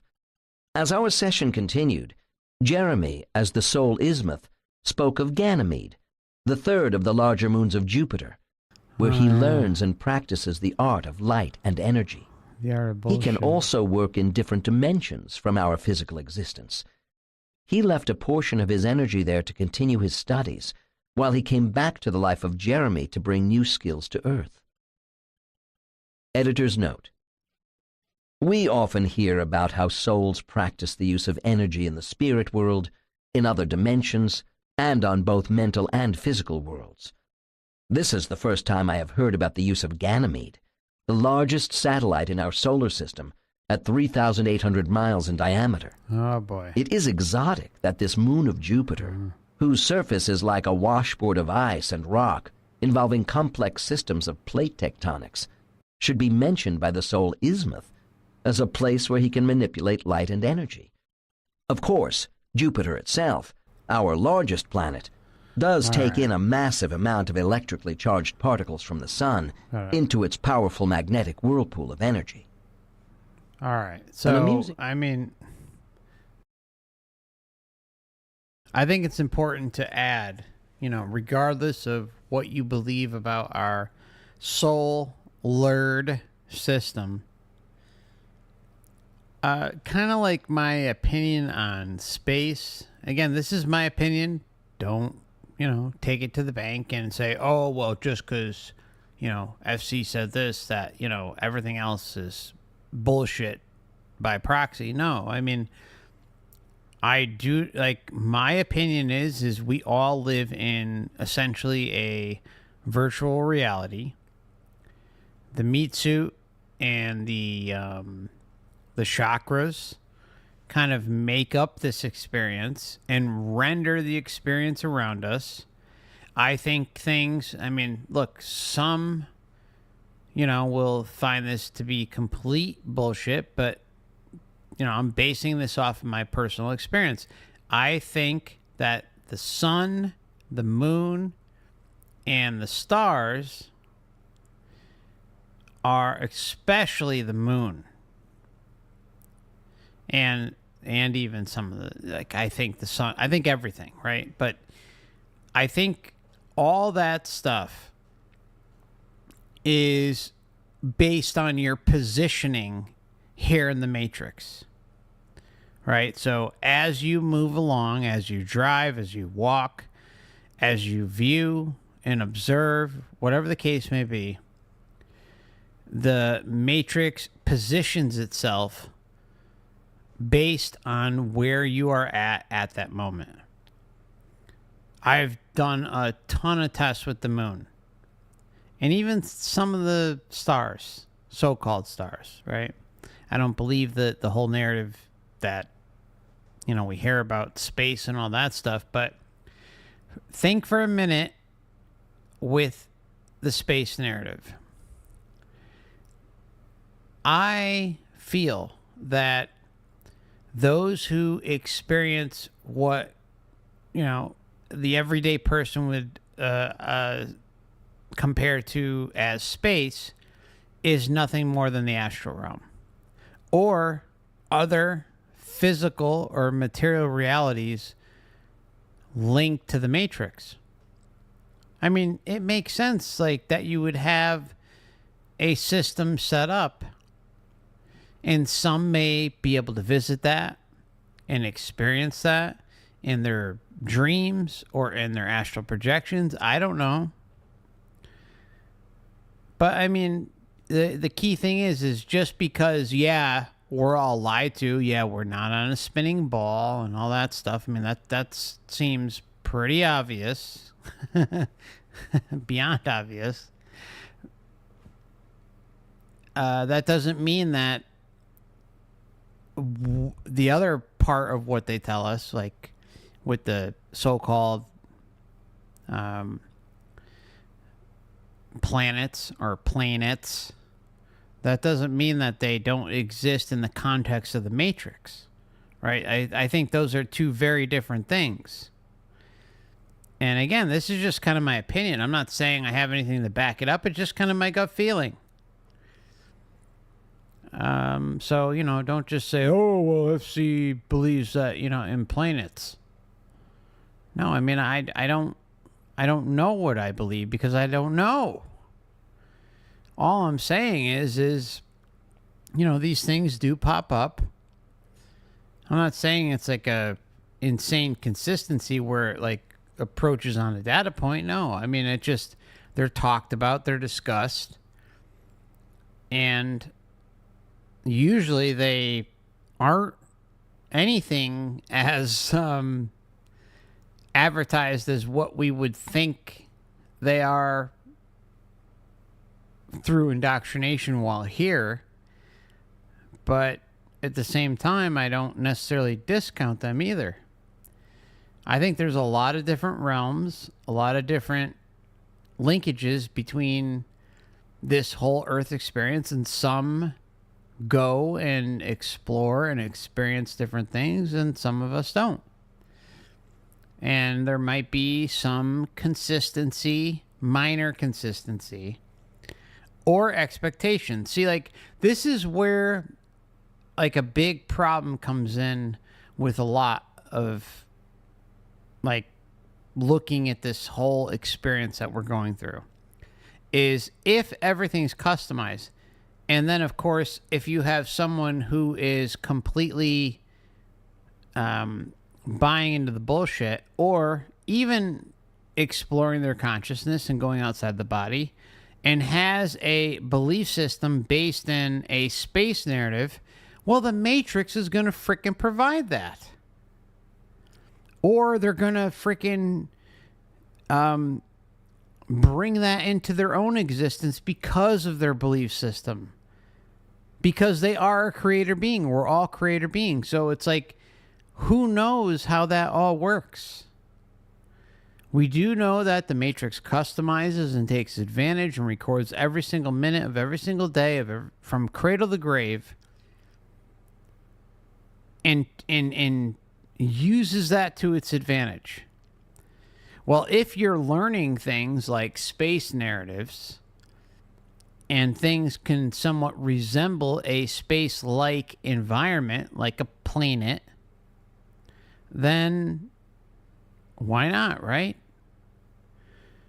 It's not to discount that what they're saying isn't true, but it's true in the context of the Matrix illusion that's being put forth to them.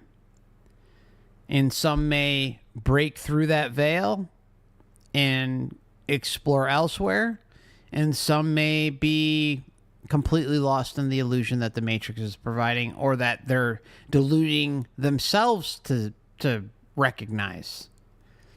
It's a really crazy thing to think about. And I know it's out there, but it's on the table. It's absolutely on the table. And there's just no way to say either or. If this place wasn't customizing experiences up, down, left, and right, individual by individual, then sure, we can, maybe expand on it and really call it out a little bit more. But who's to say that where someone claims they're going isn't really happening? I don't know. And I don't discount anyone, because I'm not going to pretend to throw out answers and say, oh, well, this is the way it is. Like, yeah, I mean, you want to look for consistency. Like, you want to look for the patterns and say, okay, well, this is where the evidence points towards.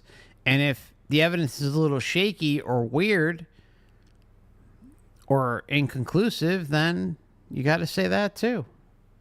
I mean, it's just, who knows? So it's like, you can't throw the baby out with the bathwater. I know a lot of this would sound ridiculous to many of us, but at the same time, who knows where they're going, what they're experiencing, who's involved, what entities are helping shape, or what part of the Matrix system is trying to shape their experience to make them believe or buy into certain Matrix narratives, like a planet. I don't know. Anyways, just thought I'd throw it out there. Make of what you will. Complex system. 16. But also don't, fall so far into it that it's, gonna take over your world or anything, and I'm sorry, I lost the... As soon as I hit play on the video, hold on, okay, here we go. I got it. I think I got it. Okay, good. All right. I don't want to have to go through anything. There we go. An amusing reflection came from Ismuth. Jeremy buys many batteries and takes them with him when he travels. Far more, in fact, than he will ever use. This is how the concept of taking energy with him plays out in the physical realm. Ismuth gave another example of how Jeremy uses energy in day-to-day life. He spoke of a time when a door was locked and others tried to open it without success. Jeremy then walks past the others and puts his energy into the lock. For him it opens, much to everyone's bewilderment. Ismuth goes on to explain more about energy. Ismuth: the energy is not one thing. There are many tiny bits. The trick is to be gentle and get them all working together. You direct your energy and then work with others to direct it as a larger group. Peter: Ismuth, what should Jeremy do next with this energy? Ismuth: he should combine his energy with others who also do this type of work. That's why he has to get ready, so everyone can use their energy at once, so everyone can feel the warmth, benefits. I can see how the energy looks if we get it right. Ismuth described how everyone has the ability to use vibrational energy and how it is far more powerful when we all use it together. In the life of Jeremy, Ismuth has chosen music as the way to send energy.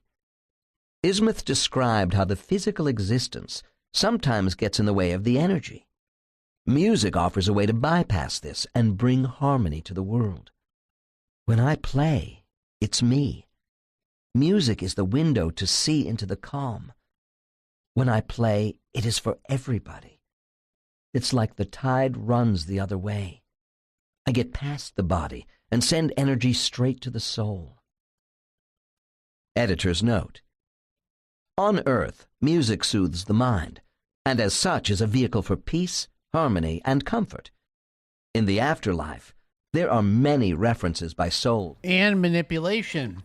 Music is a freaking control system. as such is a vehicle for peace, harmony, and comfort. In the afterlife, there are many references by souls to a universal harmonic resonance and musical vibrational energy. This is an important lifetime for Ismuth, for a pattern is being broken. Over many lifetimes, Ismuth has been attempting not to get caught up in the physical aspects of human form. A review over lifetimes showed Ismuth as a Viking named Cantor, who in his early years was very physical. Good old However, Cantor. toward the end of his life, he felt differently. He found his sword brought him no pleasure, and he craved peace. A second life was also viewed, this one as Captain Morgan, a British Navy captain who was delivered into the hands of the Spanish in the 1800s. He'd been ambushed after he was betrayed by a woman who had passed details of the fleet's movements to the enemy. Morgan himself survived, but he was forced to secretly carry forward into subsequent commands the guilt of that betrayal and the loss of most of his crew. This is another reason why, as Frank, the bomber pilot, he fought so hard to save his air crew. Through his awareness of Ismuth and from his own studies, Jeremy is bringing his newly acquired energy skills to planet Earth by greater conscious awareness. He is also changing old patterns of being exclusively caught up in the physical existence of earthly lives. These days, Jeremy travels the world playing his music. Having explored his purpose through LBL, Better he be the uses private energy stock, more That's all I consciously. gotta say. For example, there have been times during concert setups when he has asked for more aisles to be created in the seating area to enable the music to flow better to the audience. Ah. On one occasion, Ask for the music to flow better.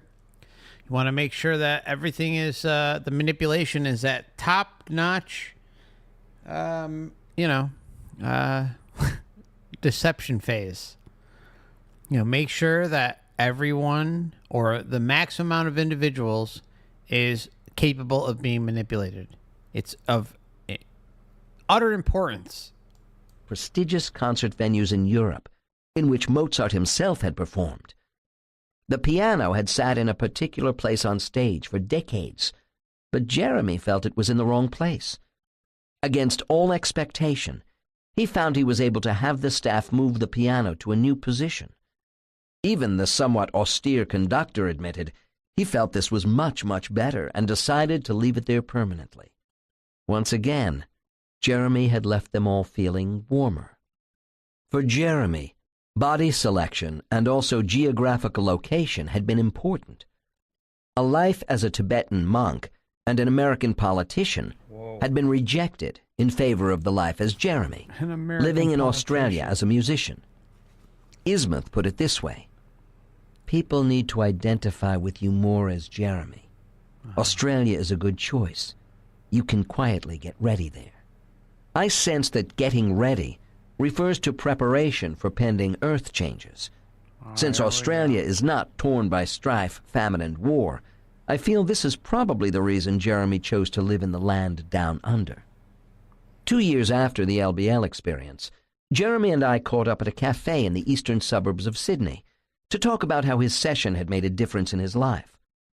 Jeremy had recently been telling his teenage son about life purpose and planning, Good night, even about Viking. soul connections that he had understood from his own session. His son was able to paraphrase the lesson well. So, Dad, this girl I like, if she is my soulmate, then we will likely be together anyway. If we don't get together, chances are we aren't supposed to be. So either way, I really shouldn't worry too much about it, right? Jeremy used an analogy to summarize his view on life following his LBL experience. The beautiful city of Perth is on the west coast of Australia and is separated from the east coast by thousands of miles of desert, called the Nullarbor Plain. LBL gives you a different perspective. Life is now like you are driving across the Nullarbor at night. You can see about 100 meters ahead, as that is all your headlights reveal. However, it's like you have visited Perth on a virtual tour on the internet. You have done your research and know how beautiful it is. As you sit in the car and travel across the desert, you know that something amazing waits for you at the end of it. It makes you think and feel differently during the trip. So there is something about two perspectives in parallel that become part of the outcomes of LBL hypnotherapy. As we maintain our dual existence, part immortal and part physical being, we must stay grounded and integrated. Jeremy's way of doing that is very practical. As he states, "So I believe I'm here to work." I mean, this just sounds like the soul group personified. I mean, really, just listen to what he says here. The trip. So there is something about two perspectives in parallel that become part of the outcomes of LBL hypnotherapy. Two perspectives that become part of the LBL hypnotherapy.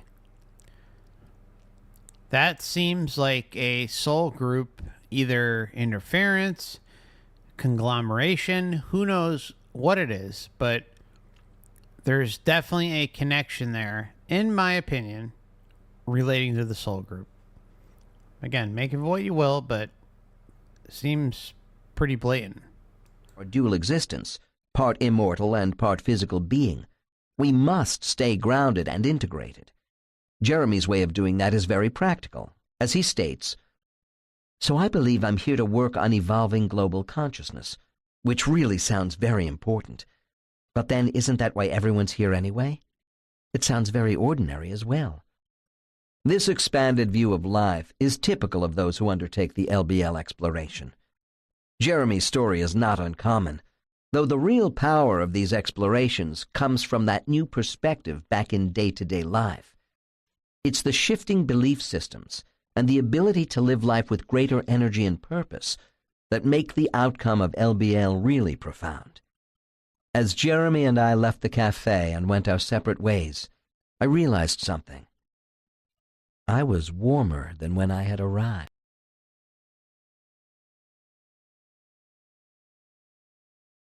All right. So, where are we at here? All right. So, we're at about 2 hours. Let me see. Let me see how long the next one is. May be able to do one more, but if it's really long, then probably not. Yeah, I think it's probably best to call it a night.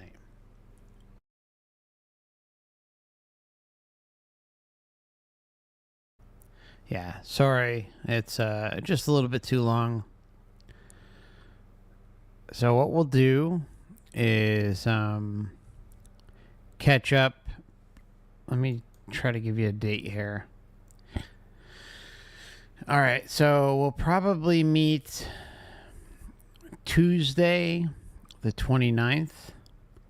If I'm feeling up to it, you never know. We may do a quick one tonight or today, Saturday, August 26th.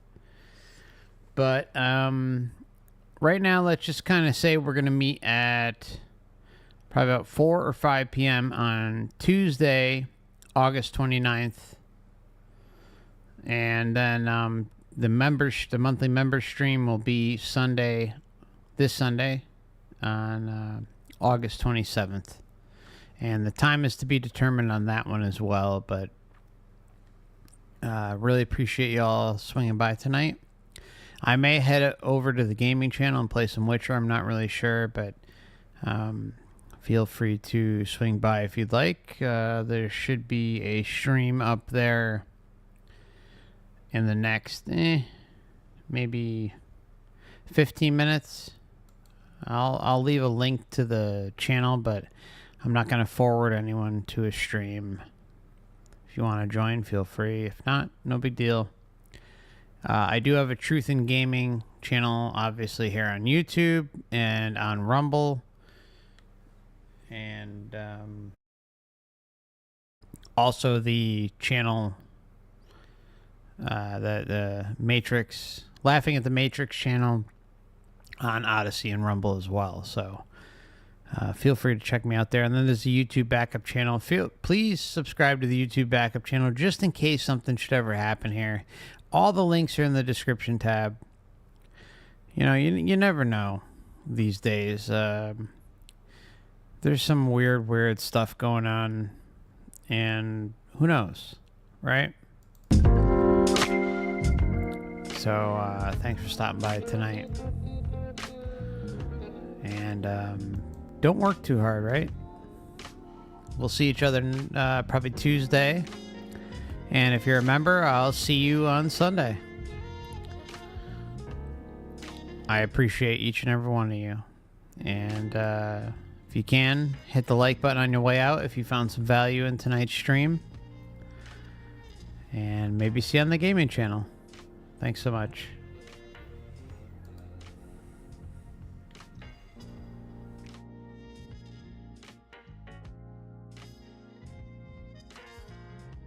Thanks, T.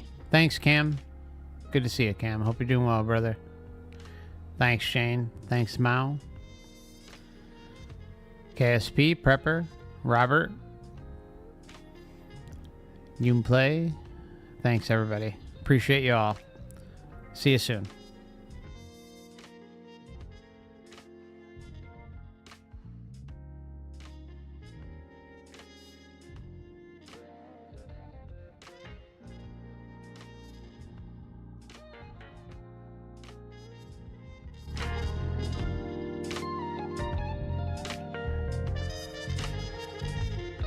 Much love.